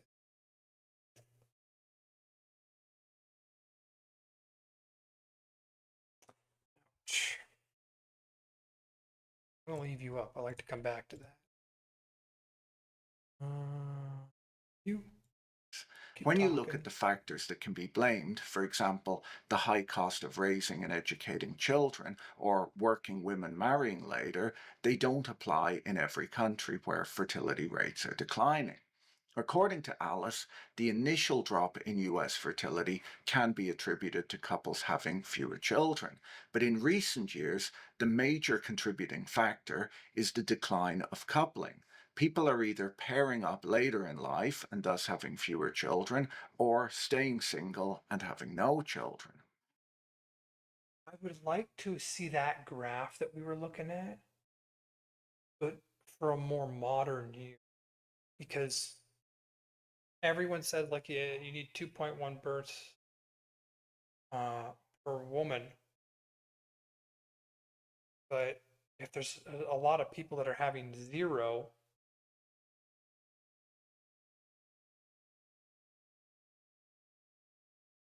if we can get this chart. Other explanations that you'll likely have heard are that fertility rates are dropping because women are spending more time in education, or that fertility rates fall when women focus more on their careers than they did in the past. It's often reported I'm going to say it's pretty much all happiness. that people just decide to have fewer children when countries become more prosperous. But according to Alice, the decline is most pronounced among societal groups with less education rather than more. Her data shows that coupling is not only declining in wealthy Western countries, but also in East Asia, Latin America, and most severely in the Middle East and North Africa. In Turkey and Tunisia, the fertility rate has fallen to 1.5 children per woman, which is a bigger problem than the 1.44 in the UK, as the replacement rate in the developing world is much higher than in the developed world because of higher mortality rates. Okay. In countries That with makes different sense. wealth, different cultures, different religiosity, and where people face very different problems, fertility has gotten very low and is continuing to fall. So, why should we be concerned about this? For decades, people were worrying about overpopulation. Well, from a financial perspective, I remember that back when there were fears of like, oh, that line, it's gonna shoot up and we're not gonna be able to sustain the population. And now how that's changed. as countries face both aging and declining populations and a smaller workforce in relation to the number of retirees, it could cause all sorts of economic problems. Charles Goodhart and Manoj Pradhan wrote a book, The Great Demographic Reversal, on the economic effects of these demographic changes and how governments and policymakers have not prepared for this issue. Longtime viewers know that I often rely on my sponsor, Ground News, in researching these I can look videos while it does so that I this. can gather factual information stripped of partisanship. Recently, the news broke of a new directive from the Department of Transportation, prioritizing communities with higher marriage and birth rates when awarding transportation grants. You can follow this story at ground.news/PB. Former Transportation Secretary Elaine Chao instructed the DOT to weigh these factors, a move that both left and right-leaning sources suggest could favor Republican majority states, which tend to have higher birth rates. A quick look shows how coverage varies across the political spectrum, with over 94% of these sources being highly factual, helping me separate reliable reporting from speculation. Taking a deeper look at the coverage, left-leaning headlines emphasize concerns over government overreach and potential discrimination in federal funding, while right-leaning coverage frames the policy as a pro-family initiative. Ground News is particularly useful for topics like this, which have a political edge. Their app and website organizes the world's news so that you can compare coverage, track missing angles, and spot biases that might shape public perception. For a limited time, you can get the same plan I use for nearly half off. Just go to ground.news/PB or scan the QR code on screen to get the Vantage plan for just $5 a month, a small investment in making informed decisions. The situation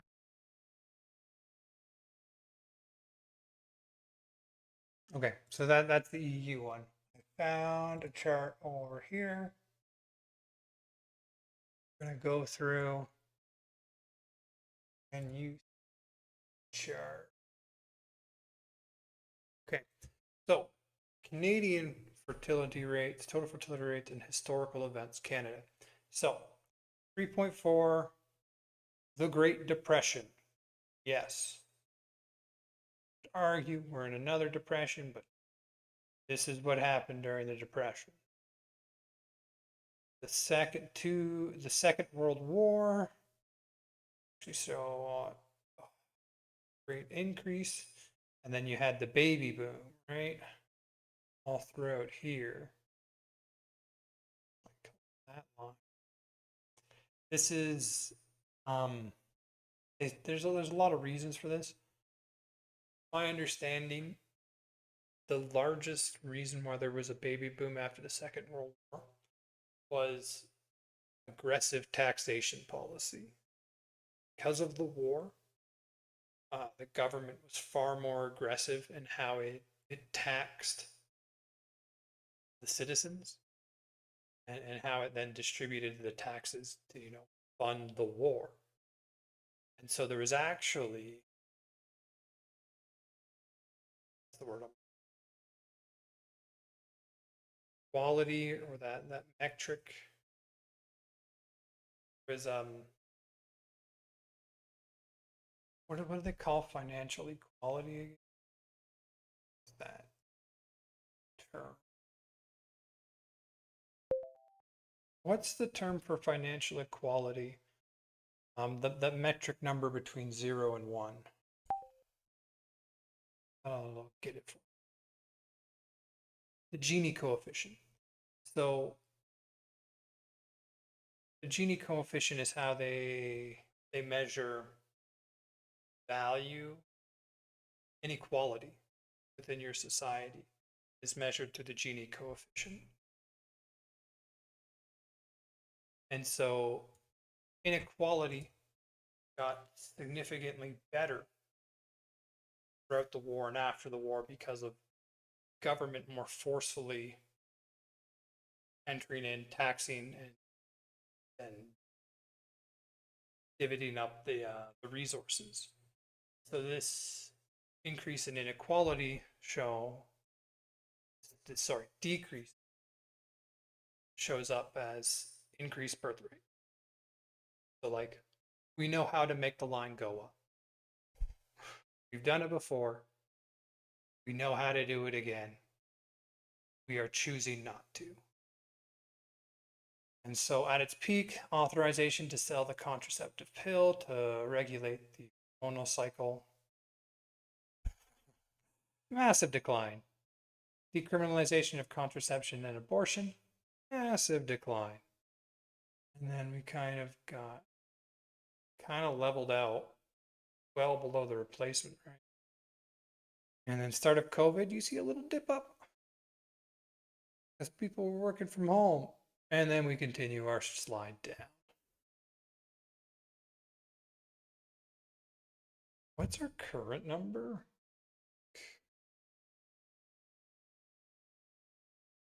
We're opening this. What's the current fertility rate in Canada, the US, and the EU? Let's see the even that other chart we were looking at, it only goes up to like 2023. So let's see what it's like in 2026. Canada 1.25. In 2024. What?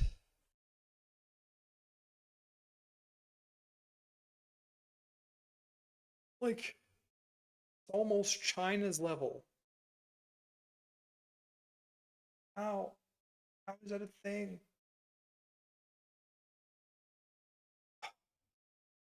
United States approximately 1.6. I mean, that's bad, but it's, when you compare it to 1.25, they're doing great. Data shows, okay. Europe 1.34. Europe's slightly better than Canada. Slightly worse than the US. That's wild.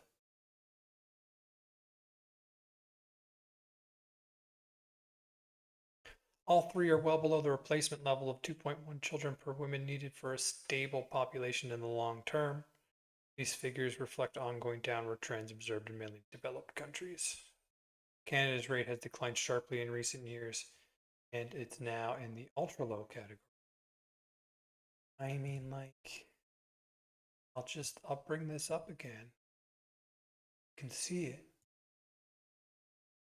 Side by side. We do worse in youth happiness. We have lower children per woman. They do bad, but better than us in youth happiness.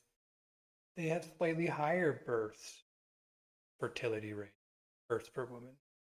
I mean, like, correlation, causation. I'm gonna just say there's probably a causal link here between these two factors. this is what you got to solve if you want to solve this. According to Pradhan and Goodhart, is that birth rates began their decline in Europe in the 1950s and have gotten worse since then. The low birth rates, combined with the extension in lifespans that we've seen in developed countries, have meant a rapid decrease in the ratio of people in the labour force to people over the age of 65. This ratio has already reached levels where the fiscal sustainability of the social contract of financing healthcare and pensions has come under threat, but this ratio will continue to decline in the future. According to Lant Pritchett at the London School of Economics, if no migration occurs by 2050, Italy will have 0.88 people in the labour force for everyone over the age of 65. No 0.88? Have 0.88 people continue to decline in the future. According to Lant Pritchett at the London School of Economics, if no migration occurs by 2050, Italy will have 0.88 people in the labour force for everyone over the age of 65. No economy in history has ever had dependency ratios that high. In the post-war period, when European social That's insane. programs were introduced, there were 8 workers for every retiree. Pritchett points out that because the elderly require a lot of care, there simply won't be enough workers to do that work in the near future. He says that if you want to maintain the support ratio of workers to those over the age of 65 at its current level, the rich world would need to import 450 million workers in the next 25 years. Japan currently has the lowest ratio of workers to retirees, with 1.83 workers per person over the age of 65. Jesus Fernandez Villaverde from the University of Pennsylvania analyzed the GDP of advanced economies per working age adult instead of growth per capita, and found that Japan is a surprisingly productive economy once demographics are taken into account. Since the global financial crisis, he found that Japan has the highest growth rate in output per working age adult in the countries he studied at 1.49%, surpassing the US. So, Japan's economy has been historically stagnant. And what they're saying is that it hasn't been stagnant. There's actually been significant growth in productivity within the country. The working population has been shrinking. And that is why you see stagnation. Like Canada has an opposite problem. We bring in so many immigrants that our country looks like it grows a bit. But that's because we are adding people to produce more things to the economy. And is losing people. They show stagnation. So the loss of people is actually hiding the growth. Whereas in Canada, adding of people is hiding the stagnation. US growth rate of 1.34%, but the problem is the country's terrible demographics. Based on his research, this is the cause of Japan's malaise. Unfortunately, without migration, every rich country in the world will have a lower ratio of workers to retirees by 2050 than Japan has today. This isn't really based on projections either. 2050 is just around the corner, and most of the people who will be of working age by 2050 have already been born today. You might think that the solution is just for people to extend their working lives. After all, if we're living longer and we're healthier than ever before, maybe we can work. That is done in certain places. I think it's Denmark. They peg retirement age to the average life expectancy, so that if life expectancy increases, retirement age increases. Certain number of years of retirement. That's a far more sustainable way of doing it than what we're doing now, because I think we're going to start to see personally significant increases in longevity, just because of the exponential increase in technology that we're seeing now in like AI. I think that will translate over into longer lives. So it not increasing your retirement age. Like you saw France try and do that, and there's basically near rebellion level protests try to increase their retirement age by a couple of years. And that, I mean, their retirement system is threatening to bankrupt their country. You see that in Canada too, although France, I think, is further along in that cycle. Into our 70s. While this might be necessary, it would be very difficult from a political perspective. In 2022, the French president announced that he would gradually raise the retirement age from 62 to 65. Retirement age would be extended by 3 months per year from September 2023 to September 2030. This led to massive demonstrations and strikes. Raising the retirement age in the developed world wouldn't help very much anyway, as according to Pritchett's analysis, there's aging amongst the aged. Most of the people over 65 are well over 65. A lot of the growth in the population is people in their 80s and 90s. Pradhan and Goodhart argue in their book that the demographic changes that are occurring will have massive economic effects. They point out that while global inequality has declined over the last 30 or so years, within country inequality has increased. This increase in inequality in the developed world has led to the rise of populist leaders who promise to fix it. Pradhan and Goodhart say that this inequality dynamic is mostly explained by a shock in the supply of labor, brought about by globalization. They say that we've already reached peak globalization a few years ago, as there was nowhere else to go to build factories staffed by cheaper labor. They argue that globalization over the last 30 years or so was deflationary, as while working wages didn't rise in the developed world, the cost of goods that we consume fell in price and increased in quality for the price we pay. They point out, much like Lant Pritchett does, that the services required by the elderly can't be shipped in from abroad the way clothing and electronics can, as the consumption of Western consumers. I mean, we're gonna try. The whole visa program in the US, a lot of that, I mean, the whole visa program in Canada, a lot of that is bringing in lower aged labor. And a lot of that is to serve the elderly.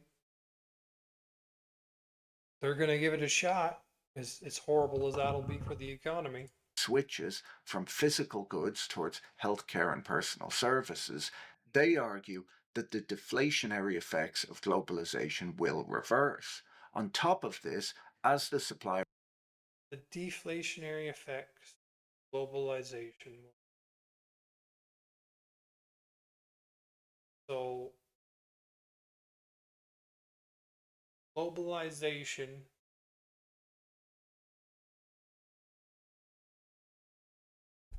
has the effect.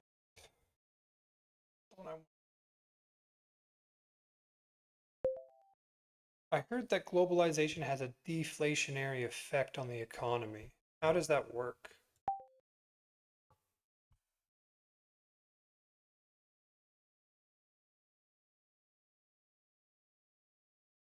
Globalization boosts competitive, driving prices down. That makes sense.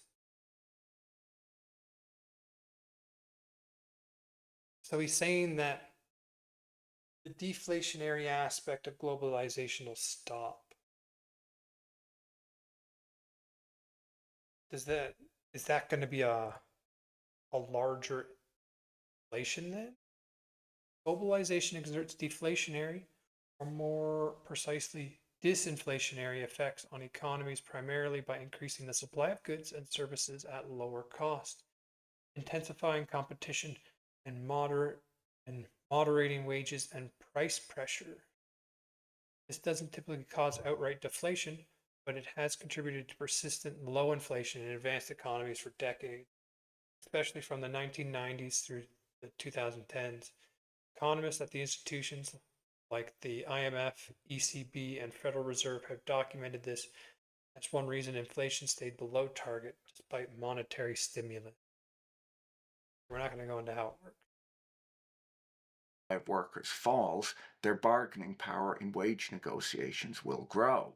We're already seeing shortages of labor in the developed world, and as the working age population declines and the consumption basket changes, this can be expected to become more of a problem, especially if immigration restrictions. So if deflationary pressures disappear, start to see inflation. To combat inflation, you have to raise interest rates, which means globalization gives you lower interest rates. And the deflationary pressures that we see are going to go away because you can't keep expanding it anymore. And so you're likely to see higher interest rates. Stay in place or grow.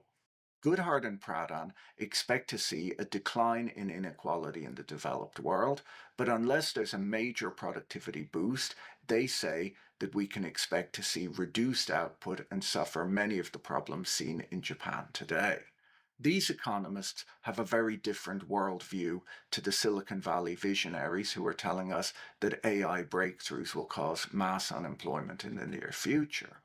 Alice Evans points out that South Indian states have seen a collapse in fertility equivalent to in Western countries. Tamil Nadu has the lowest fertility rate at 1.4, but in Tamil Nadu, only 29% of women work outside the home. This means that the average man will be supporting himself, his wife and kids, along with 2 sets of elderly parents. This is quite a burden for one wage earner. That's impossible, one wage earner. Who also has to presumably prepare for his own retirement. Goodhart and Pradhan point out that as society ages, we can expect to see retirees spend down the savings that they've accumulated during their working lives. They argue that this should push up interest rates in the coming years. They argue that retirement ages will have to increase and tax rates will have to go up to pay for senior benefits. They say that if tax rates stay the same, the expectation is then that there'll be lower payouts for retirees. They say that lower retiree benefits might incentivize the working age population to save more for retirement as they see the social safety net failing. So what's causing this fertility decline all over the world? That if the younger generation sees the social safety net failing, they'll cut back their spending. What that'll do is that'll shrink the economy. And that'll cause a lot more issues.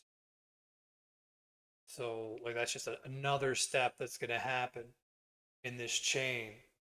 If we allow it to play out. According to Alice Evans, and I'll put a link to her blog in the description as it's a really fascinating read, it can't be explained by many of the factors that we've heard in the past, as it's happening all over and in parts of the world where those factors don't apply. She argues that the decline in birth rates around the world is not driven by the decisions made by couples to have fewer children, but from a decline in the number of couples. She says that had US marriage rates and cohabitation rates remained constant over the last decade, America's total fertility rate would actually be higher today than it was in the past.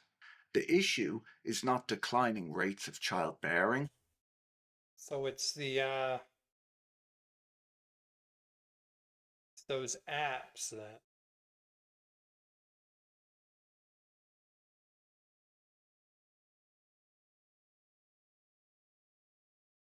those ones that people are always complaining about.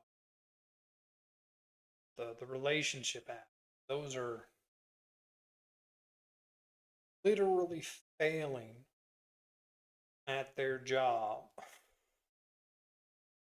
I mean, it makes sense. They make money by keeping people single, right? Because you got to pay for them or whatever.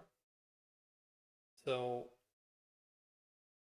they're succeeding at their job, but their job is to keep single.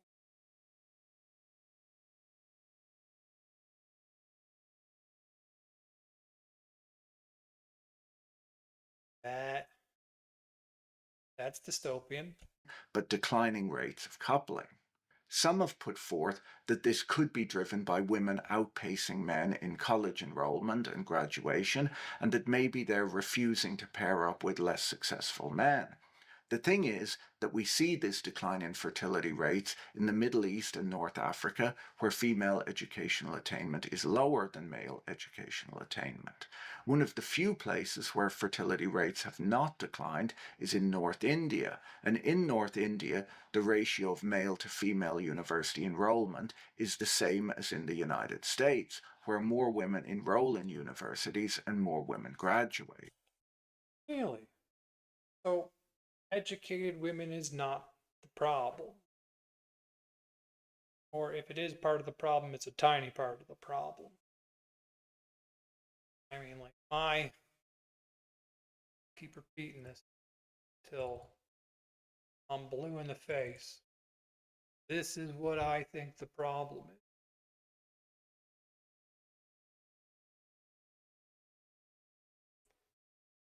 Hard drive goes to sleep on.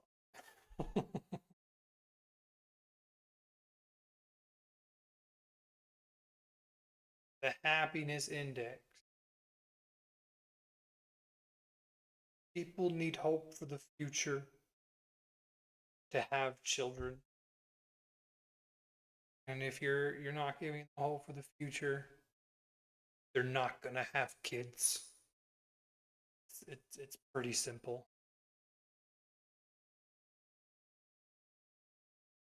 Apparently, educated women, low to no impact.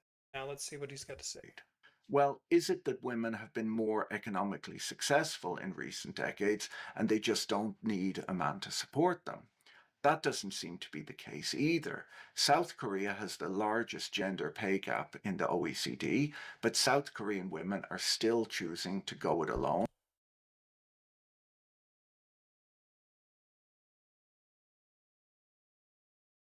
I thought it was a problem here. No, we're getting modern numbers. Can you give me up-to-date numbers for the fertility rates of South Korea, Japan, and China?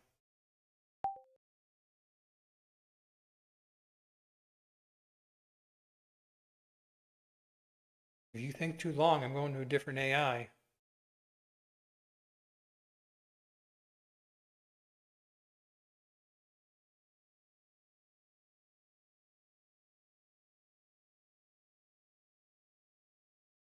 Can you give me up-to-date numbers for the fertility rates of South Korea, Japan, and China?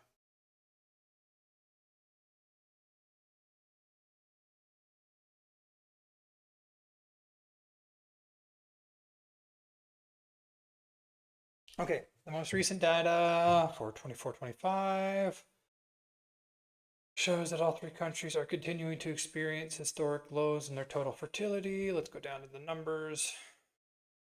Hey, the South Korean one went up a little bit. Okay.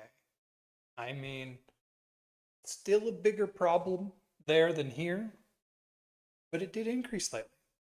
China, continue the downslide. Japan, consistent. I mean, our number, Canada isn't much bigger than this, but we're like 1.26 or something. We're pretty much there.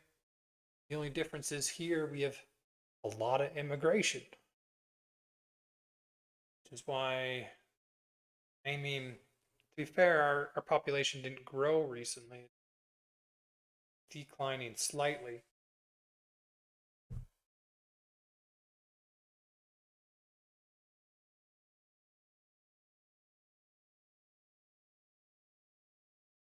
and have a fertility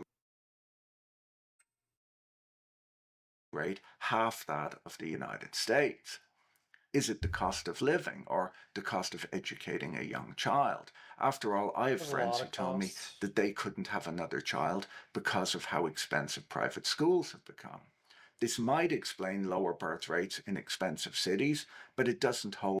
I mean, one of the factors is definitely that in an agrarian economy, your children are a productive factor. Make you money or make you more product. As soon as you transition to like a more developed economy, child goes from someone that produces to someone that consumes from the budget. Obviously, all children will consume from the budget while they're young, really young, but then children tend to produce. You're out there on a farm, and then city they do not. And price of children, like cost of raising them, it's only skyrocketing. So that's definitely a factor. I think it's a factor that is reflected here. Cost of living, cost of childcare, that'll all show up on how the youth about happiness, about their future. In the Middle East and North Africa, and when we look at a list of the least expensive countries to raise a family, we can see that they all have declining fertility rates too.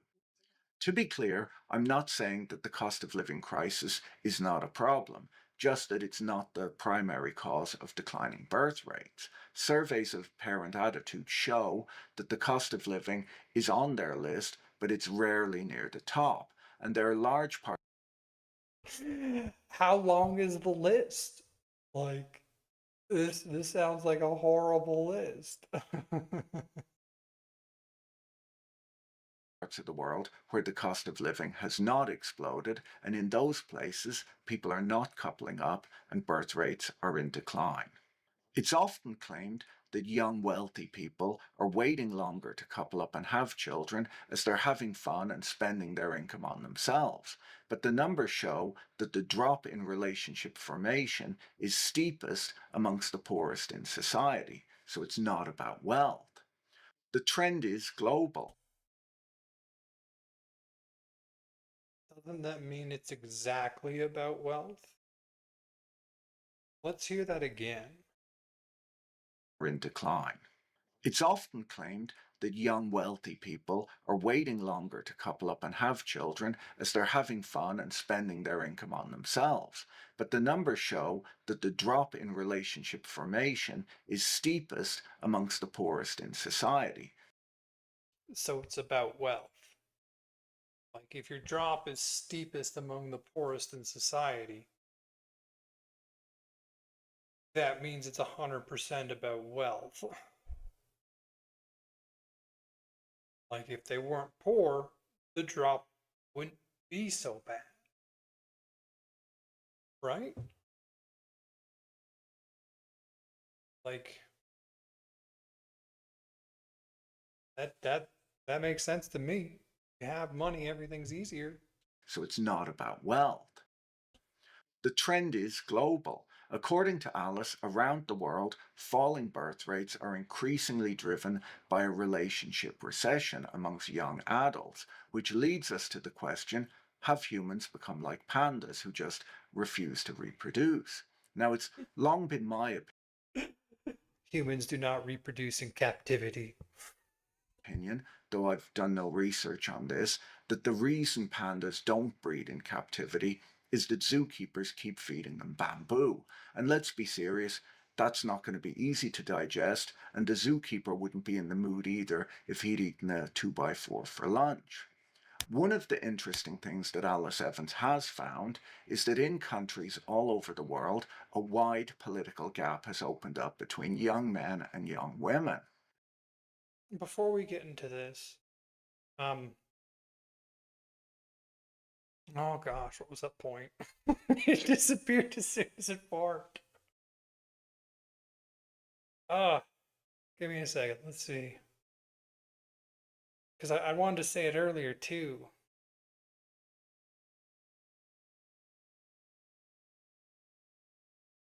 Well, it'll come back again at some John point. Byrne Murdoch covered this a few months ago in the FT, where he writes that tens of millions of young people who occupy the same cities, workplaces, classrooms, and even homes no longer see eye to eye politically.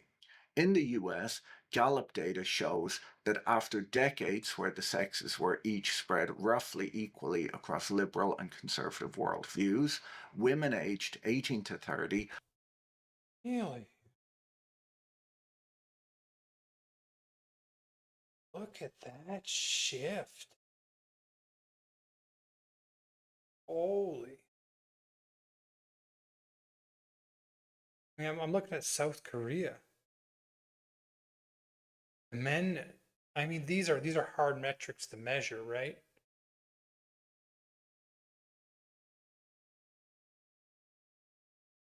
You you want to know all the problems in the UK?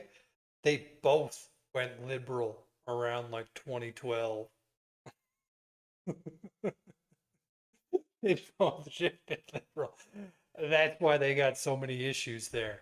Like you gotta normalize that line back down to here, buddy, or you're gonna keep having some horrible issues in your country.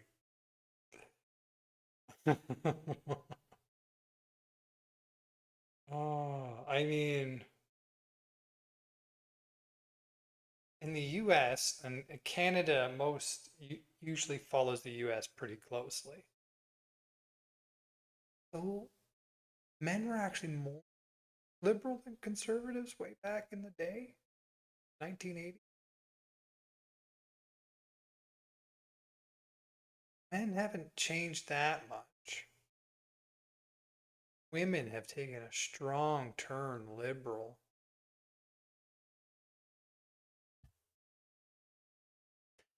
I don't get it because I don't like breaking things down, liberal and conservative. I look at ideas and weight ideas, not where it falls on a political spectrum. I can agree with Mark Carney on things, and I can disagree with Mark Carney.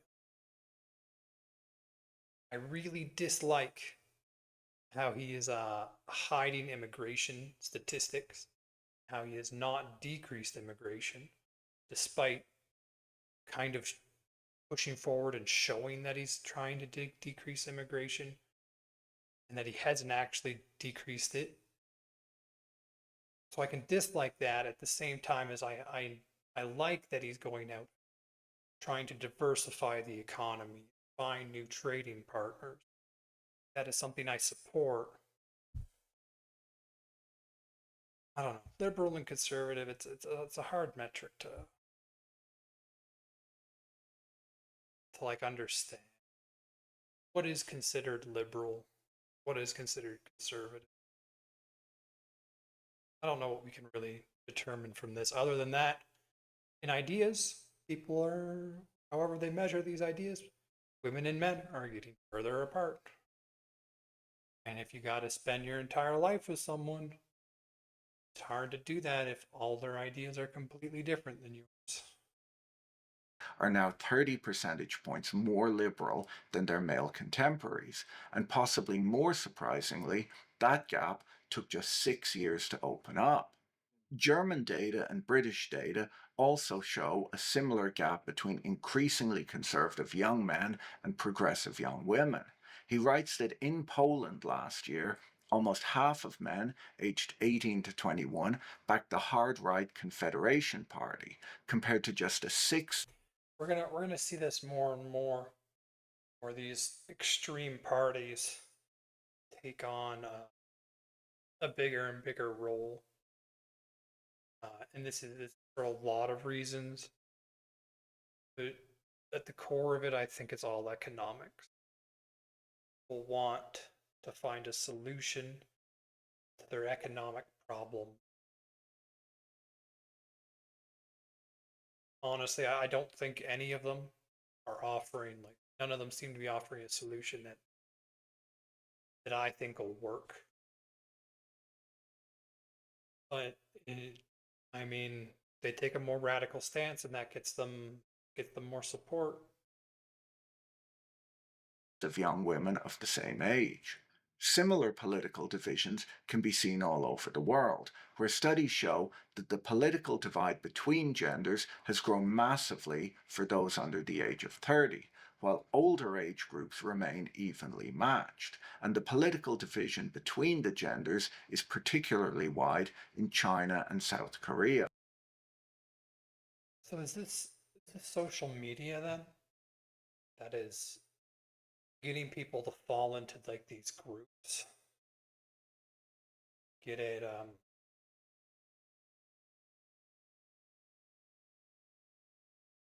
and essentially like fall into a group and then you accept their ideology. Kind of like without question, and you're radicalized. Is that what we see happening?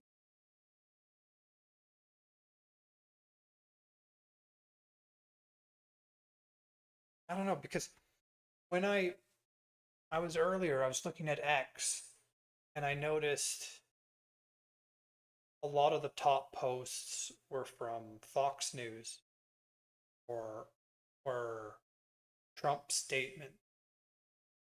It did a good job at like getting the data, but it was all leaning in like a specific direction. Didn't really show it, like it didn't show another perspective on it. I feel. I don't know. I'm gonna keep using X because at least the comment section there is pretty good. I guess I'll have to keep using that and seeing. I do feel like it was trying to push a specific viewpoint, which I don't like. I like neutral reporting. Possible. While studies show that young men have become more conservative and young women more liberal, that doesn't mean that falling fertility is due to a shift in women's preferences. Alice writes in her blog that while right and left both assume that men would love to have more kids, but fertility is being dragged down by women, surveys show that women have a greater preference for having children than men. It is possible that politics is having the same effect on young people as a high-fiber diet is having on pandas. An interesting fact is that in the United States, while the overall fertility rate has fallen, women over the age of 30 are having more children than they did in the 1990s. It's only younger women who are having fewer children, and even that decline is concentrated. Percent change. 1990 to 2022, the 15 to 19 range, massive decrease in percent change. 2024, massive decrease. 25 to 29, large decrease. And in like the 35 to 39, it's a huge increase. I mean, if you didn't have kids here, right? If you have kids here, then you don't want kids here because you've had your children, they're growing up, they're moving out, or. But if you don't have them here and you want kids, then you have to have them live, which is what we see. But doing this is causing an overall decrease Amongst teenagers, where teenage pregnancy has almost entirely disappeared in the developed world. There are some positives associated with waiting longer to have children. According to The Economist, each year a woman goes without having a child, her expected lifetime earnings increases. A woman who has her first child in her 30s can be expected to earn more than twice what she would have. I mean, like, it all comes back to money in the end, doesn't it? The economic situation, inequality, stuff like that. Like, I'm going to be honest with you. I think this whole thing could be solved. The UBI, Universal Basic Income. Like, I think most of the issues that we hear about could be solved with a UBI. I think this issue could be solved with a universal basic income.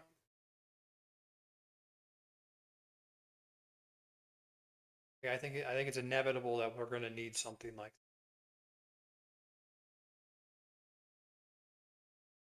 that. The sooner we start pushing for something like that, the better. Earned had she had her first child aged 22. While most politicians and policymakers are ignoring their country's demographic problems, some countries are offering to pay. Like a good politician should, just ignore your country's problems. Try and get out with as little impact to yourself as possible and collect your juicy retirement package. But all the politicians try and do, why we don't have a UBI. Their citizens to have children. The Economist writes that working class women's fertility is more responsive to financial circumstances than that of their richer peers. Zhejiang, a province in China, is offering newly married couples a lump sum, but only if the bride is below the age of 25. In Russia, women who have a child before they turn 25 will soon be exempt from income tax. Hungary offers a similar benefit to mothers who have their first child before 30. The reason that these incentives are being offered to young women is that women who start having children young tend to have more children over their lifetime. According to Alice Evans, while these baby bonuses may be well-meaning, they are putting the cart before the horse when a growing share of young people are without a partner to begin with. So what is the driving factor then? Why are we seeing a worldwide decline in coupling, political division between young men and women, and why are young people staying at home rather than meeting up with each other all at once all over the world? The last two questions there possibly gave you a hint to the answer to the question. The huge change that took place in recent years all over the world that changed how people interact with each other and changed the media they consume was the proliferation of smartphones and social media. According It's not just that. I think COVID crit humanity in a way that we don't fully understand. I think it destroyed so many connections that people had that, oh, we'll go out and do this, and then you just didn't do it for so long. Then it didn't start up again once COVID was gone. It's done, I'd say, near irreparable damage to the human race.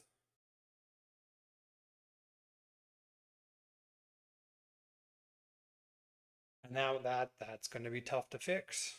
According to Alice's research, geographical differences in the decline of coupling amongst the young broadly track mobile internet usage. I mean, that doesn't help. Because when you lose that in-person connection because of like COVID or something, that is replaced by like an internet connection, and the in-person connection doesn't come back. And that just means you meet less people. John Byrne Murdoch writes in the FT that this is consistent with research showing that social media usage has driven the spread of liberal values worldwide, mostly amongst women. I'm not a woman, obviously, so I don't really notice that, but I do feel like there are liberal values that they like try and guilt trip you to having, or like kind of like cry bullying. They like try and treat you as a bad person if you don't have a specific value. That's just, I am someone who focuses on logic, will not be able to convince me of something stupid. If it doesn't make logical sense, I will not believe it.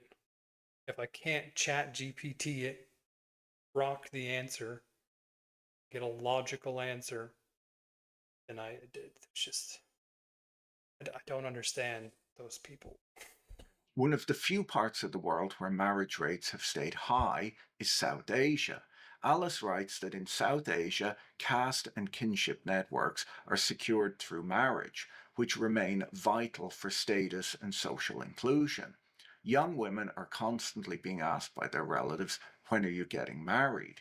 This chart shows that not only is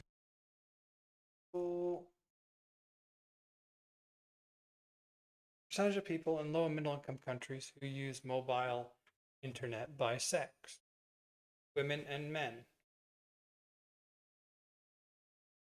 So South Asia, women use it significantly less. Does that mean South Asia has better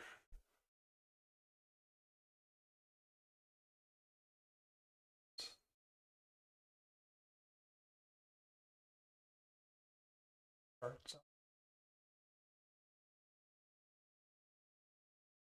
Somewhere in South Asia,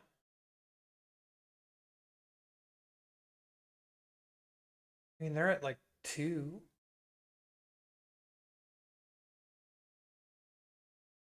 2.1. But like better rates.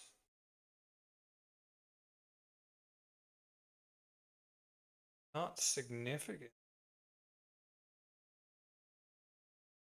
Ooh, Thailand's having the same issue as we are.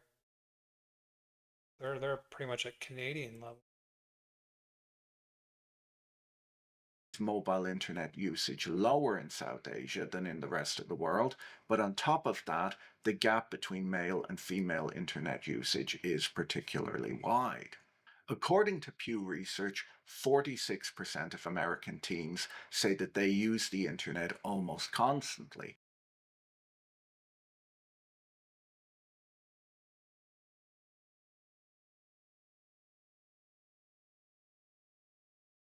Nearly half of teens now say they use it almost constantly. Okay, so that is in the past. 24%. What's the blue? Several times a day? Oh, I mean, I'm in the dark blue myself, but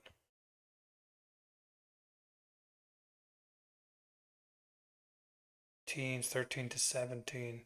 I mean, is this why we see the whole push to get cell phones out of school and to get teens off of social media? Like I remember hearing that today kids are technically like intellectually behind where kids were 20 years ago, 30 years ago. And it's largely thought because of the connectivity and social media and stuff like that. up from 24% of teenagers who said the same a decade ago. Young men and women watch different content and report that they would often prefer to stay at home on social media or playing video games rather than going out and spending time. Based. I mean, games are great. And they cost a low amount of money. I mean, I think it comes back to economics. The fact is, being at home on the internet is a lot cheaper. Trying to go out for a meal with people or something. Finances are an incentive, and when people's finances are squeezed, follow the incentives. Time with friends. 40 years ago, Neil Postman wrote the book Amusing Ourselves to Death. The idea behind the book came from a talk Postman gave on George Orwell's book 1984. In his talk, he argued that the contemporary world in the mid-1980s was better reflected by Aldous Huxley's Brave New World, rather than by George Orwell's 1984. In Brave New World, the public were oppressed by their addiction to amusement rather than state violence. Postman saw television's entertainment value in the 1980s as being equivalent to the fictitious drug Soma in Brave New World, which citizens took, exchanging their rights for entertainment. At least in the 1980s, we didn't carry our televisions around with us wherever we went. I'm sometimes amazed when I see young people out with their friends, all staring at their phones rather than talking to each other. Or more, Yeah, like we didn't have that. And even when I was going, their friends, all staring. you're in a group, but you're all on your phone. Like, that apparently hasn't had good effects on people.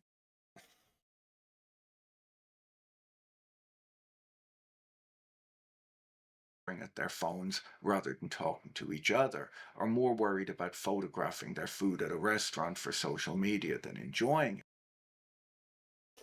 I mean, I've done that like once or twice. If I cook a nice meal, I'll put it on a group chat or something. But not regularly in any way, nor do I have any desire to go to a restaurant and take a picture of the food that I like. None at all. About 10 years ago, my friend Adam Robertson was using Google to try to work out what people were trying to learn on the internet. He typed in the search term, "How can I learn?" and then allowed Google to autofill the rest of the question. He wanted to see the list of Google suggested searches. The top responses were mostly languages. I did a similar check right before making this video. What was it? How can I learn? Let's do it. Do that. I like that.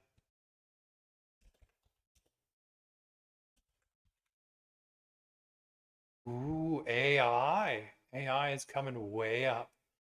How can I learn? Hey, how can I learn French, Spanish, English? Trading? So there's still a lot of languages, but AI is taking over. And the top search was, how can I learn AI? And then Python. But after that, a few languages. But the thing that really shocked Adam at the time was the number 5 suggestion was, how can I learn to love myself? Because these suggestions are customized to the user, Adam wondered if this suggested search term was just for him. And so he texted some friends and asked them to follow the same steps. He found that while the order of suggestions shifted around a bit, almost everyone had that. Did that show up? How can I learn?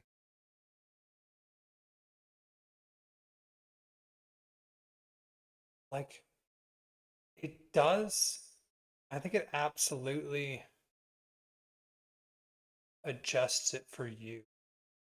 Because my IP address would show Canada. So the first one was, how would I learn French?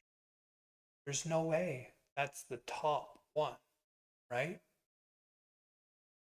France is a huge country, but like, how can I learn English is likely something far more searched globally.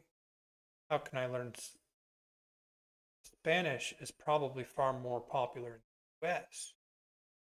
And then there's one that directly, how to learn French for free in Canada, directly says the country. So these are absolutely tailored to where you are in the world.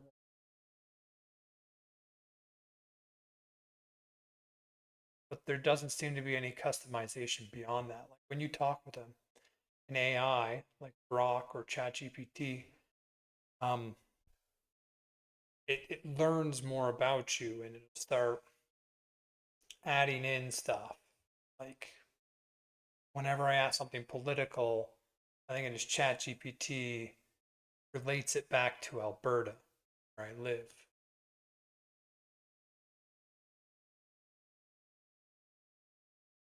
Okay. That question in the top 5 of their suggested searches. So why did he find this so interesting? Well, all of the other search engines, he points out, were about classes and were things that you could ask a friend. But he noted the shame embedded in that search term. He was also shocked that so many people were searching it that it was being algorithmically suggested. He felt that it was a terrifying glimpse into the loneliness epidemic all around us. I mean, more than that, like it's a terrifying glimpse into the unhappiness epidemic that we're seeing. A recent paper in Nature magazine shows the importance of social connections, not just for happiness, but also for health. The researchers found that while being educated, employed, wealthy, and physically active are all amongst the most life-extending factors, living with a partner is almost as beneficial in terms of longevity as exercise is. Really? The researchers found that regular visits with family or having I mean, like, isn't the divorce rate like 60% or something? What is the current divorce rate in Canada and the US?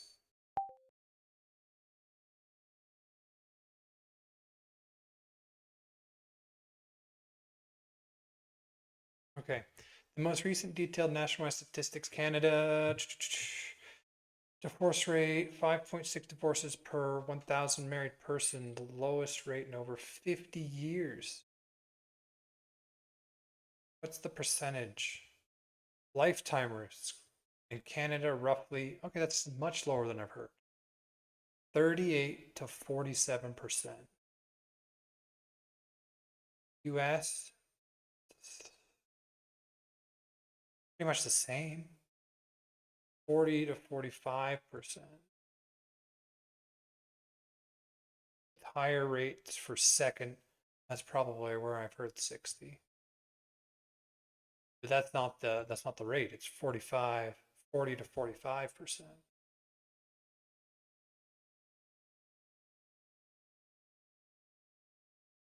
Yeah, so like somewhere around 42, 43%.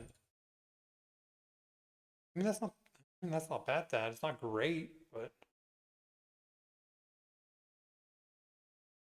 that was 60% what I was thinking. I hear you said again. regular visits with family or having someone to confide in appeared to lower mortality rates. A paper by Platt and Sterling argues that social isolation has led to an epidemic of despair that's driving down fertility rates worldwide. They pointed to a catastrophic rise in anxiety, depression, and obesity related diseases that correspond with the rise of digital culture, where people are interacting with screens more than with each other. The problems, they say, are worse amongst teenage girls who are reporting high rates of depression and a desire to end it all. Suicide rates increased 37%. Decreased 5% between our rates return to the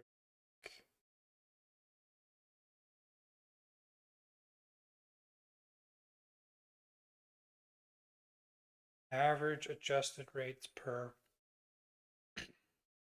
100,000 people. I mean, that's not a good trajectory, but we are going from like 10 to 14. So a 37% increase of a small number, like it's not a massive number.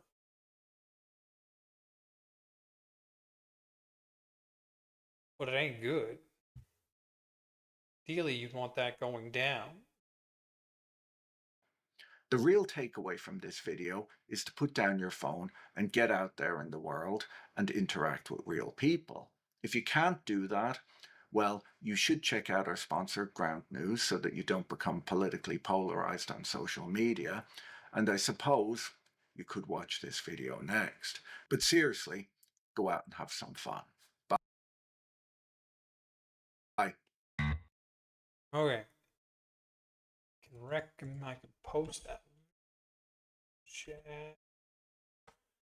Should see it 3 times.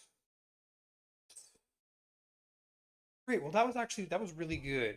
His videos tend to be longer format, so watching them on stream when I keep pausing and talking takes forever. That was over an hour, but I think he brings up a lot of good points. Summarized it quite well. A lot of factors that like he ruled out some stuff too in there. I personally think a lot of this, like, connectivity is an issue. From meeting people in real life to meeting people online. There is going to be a connectivity issue there. I don't think there's any stopping that. Like, the internet, I believe, is only going to become more and more ingrained in its life future. And so, like, you have to counter that other factor. And one of the biggest factor that's currently going down is like the economic situation. Most people are seeing their economic futures in negative light. And I think if you could get them to see the economic future in a positive light, you'd see an increase in birth rate.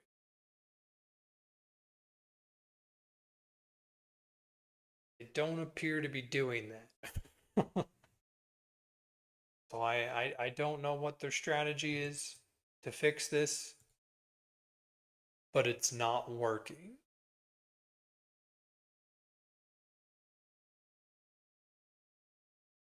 I use this one. Okay, come back here. All right, so we're gonna move on. I want to cut the video. Oh, cut.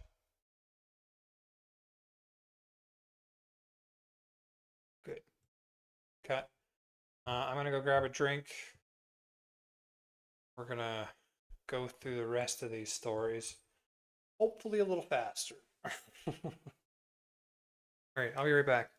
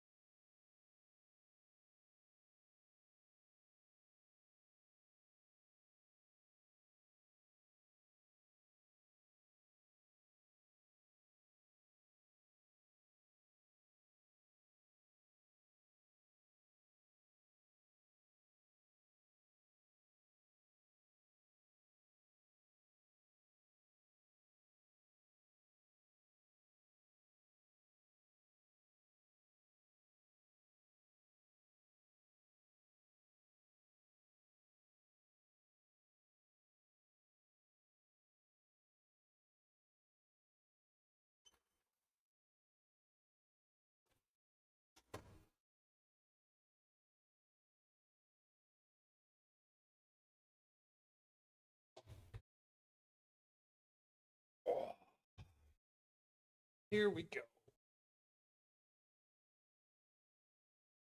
Let's get through. I guess if I'm not listening to anything, I don't really need those on. Okay. Fragile U.S.-Iran ceasefire prompts mixed regional reactions. I mean, we talked all about that ceasefire. Environment Canada advances AI for weather forecast. Global tech implications. Canada plans to integrate artificial intelligence into its national weather model for greater accuracy amid rising extreme weather events.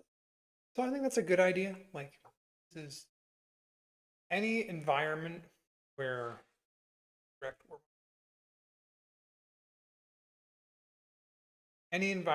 you're looking at mass amounts of data and then making a prediction off that data, that the AI just does that better. You still want, at least in the beginning, people that like oversee the results, but very quickly it'll just become so much better than a person will. That's a good use for it. Upcoming important events.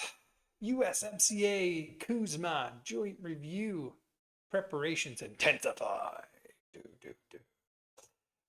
Both sides, Canada, US, and probably Mexico, are in the stage where they're like jockeying for position and trying to get cards on their side so that when this review comes up, they can lay them all on the table to get a better review. From my understanding, the review, in order to get changes, you have to have an agreement from everyone, right? It's not a renegotiation. It is a review where certain things can be renegotiated. Recent announcements and statements indicate the July 2026 USMCA review deadline is unlikely to resolve all issues. Yeah, technically it goes for another 10 years. So I imagine they'll drag it out for at least a couple years with ongoing bilateral talks on tariffs, trade, and modernization. U.S. trade representatives' comments highlight potential extensions in our annual goals. I remember reading the U.S. gave their examples of what they disliked about the USMCA, and all of them could be resolved. Like, there was nothing like super strict there, like, oh, there was no hard nose there. I see them getting a good treaty through.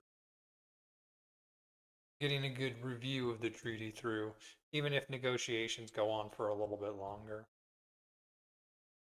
Ooh, Artemis 2 mission return splashdown. When's this? In coming days following the lunar flyby. Oh. Artist return. I want to know, when is date? Surely we have the exact time. Tomorrow. Wasn't planning on streaming tomorrow. Maybe I'll get on for a little bit just to look at that.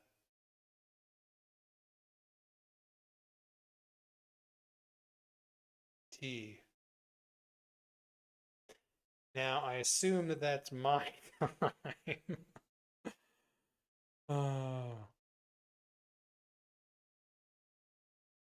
Flash down tomorrow. All right, let's back to it. International upcoming events, the Artemis 2 mission and splashdown. Let's see what it says for some under report. Rising support for Alberta separatism in polls. From my understanding, like the number of people that support it is still really low. But I mean, rising support is rising support, right? Recent survey shows Alberta separatism supports a 5-year high amid ongoing federal presidential tensions over energy resources and policy. Why it matters could signal deepening regional divides with long-term consequences for Canadian unity and resource politics. I mean, like, I don't support separating, but I support, like, using the threat of separating to get equalization reduced or removed, really. The amount, the equalization payments that Alberta pays is kind of insane. They don't get to spend the wealth of their resources on their province.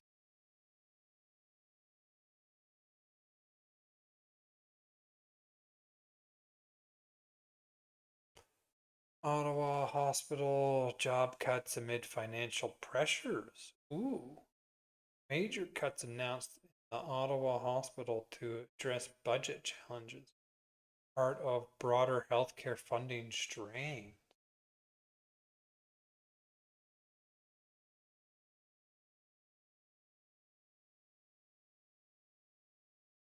Oh, time. Should be getting off soon. So let's see if there's Let's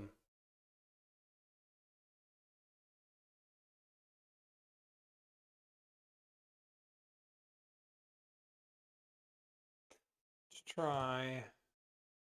Let's see if we can find the thing.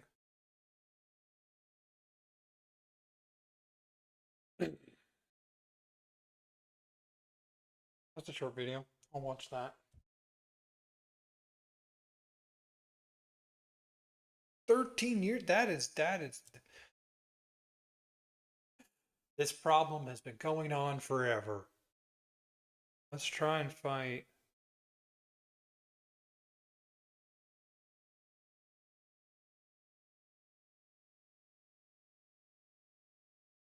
There's nothing modern.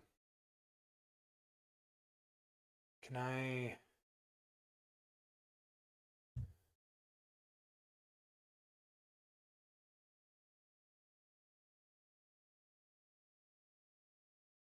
No, I'm not seeing it. What's the final one? Health Canada warning on unauthorized injectable wellness drug. Federal alert against unapproved anti-aging weight loss or wellness injections amid rising unregulated product use. So you could just make an unregulated anti-aging drug, just sell it. Like, isn't there a lot of steps you have to go through before you do that? Growing public health risks from wellness trends. I mean, like, the internet's always kind of been a whole cluster for that. Trying to sell you shit on Facebook or whatever. Problems still exist. They'll still give you warnings about it. Look stuff up before you put it in your body. Key trend summary. The past 48 hours reflects de-escalation in U.S.-Iran tension, providing short-term global economic relief. I don't know about that. Short-term, like, that went up. That went up. Short-term? I guess you could call that short-term. 1 day short-term. And even then, like, that's the futures market. That's not oil. Oil didn't go through the strait. No matter what they say, like, the oil didn't go through the strait. Futures, that'll show up eventually in the future. but the futures market is far more affected by what's being announced and what's happening, saying right now. Like, if Iran opens the Strait of Hormuz through the ceasefire agreement, we'll see it go down. If Iran does not open the Strait of Hormuz, because Israel is still fighting Hezbollah, oil prices will continue to go up. You won't see any of that economic relief. Well, Canadian politics shows realignment towards potential majority stability, and space achievements amid energy and regional strain. Overall, fragile ceasefires, trade review uncertainties, and demographic/tech shifts underscore a period of cautious stabilization with underlying geopolitical and domestic pressures. Okay. Well, that goes to the summaries of the news for the last 2 days. Another person crossover. That's right.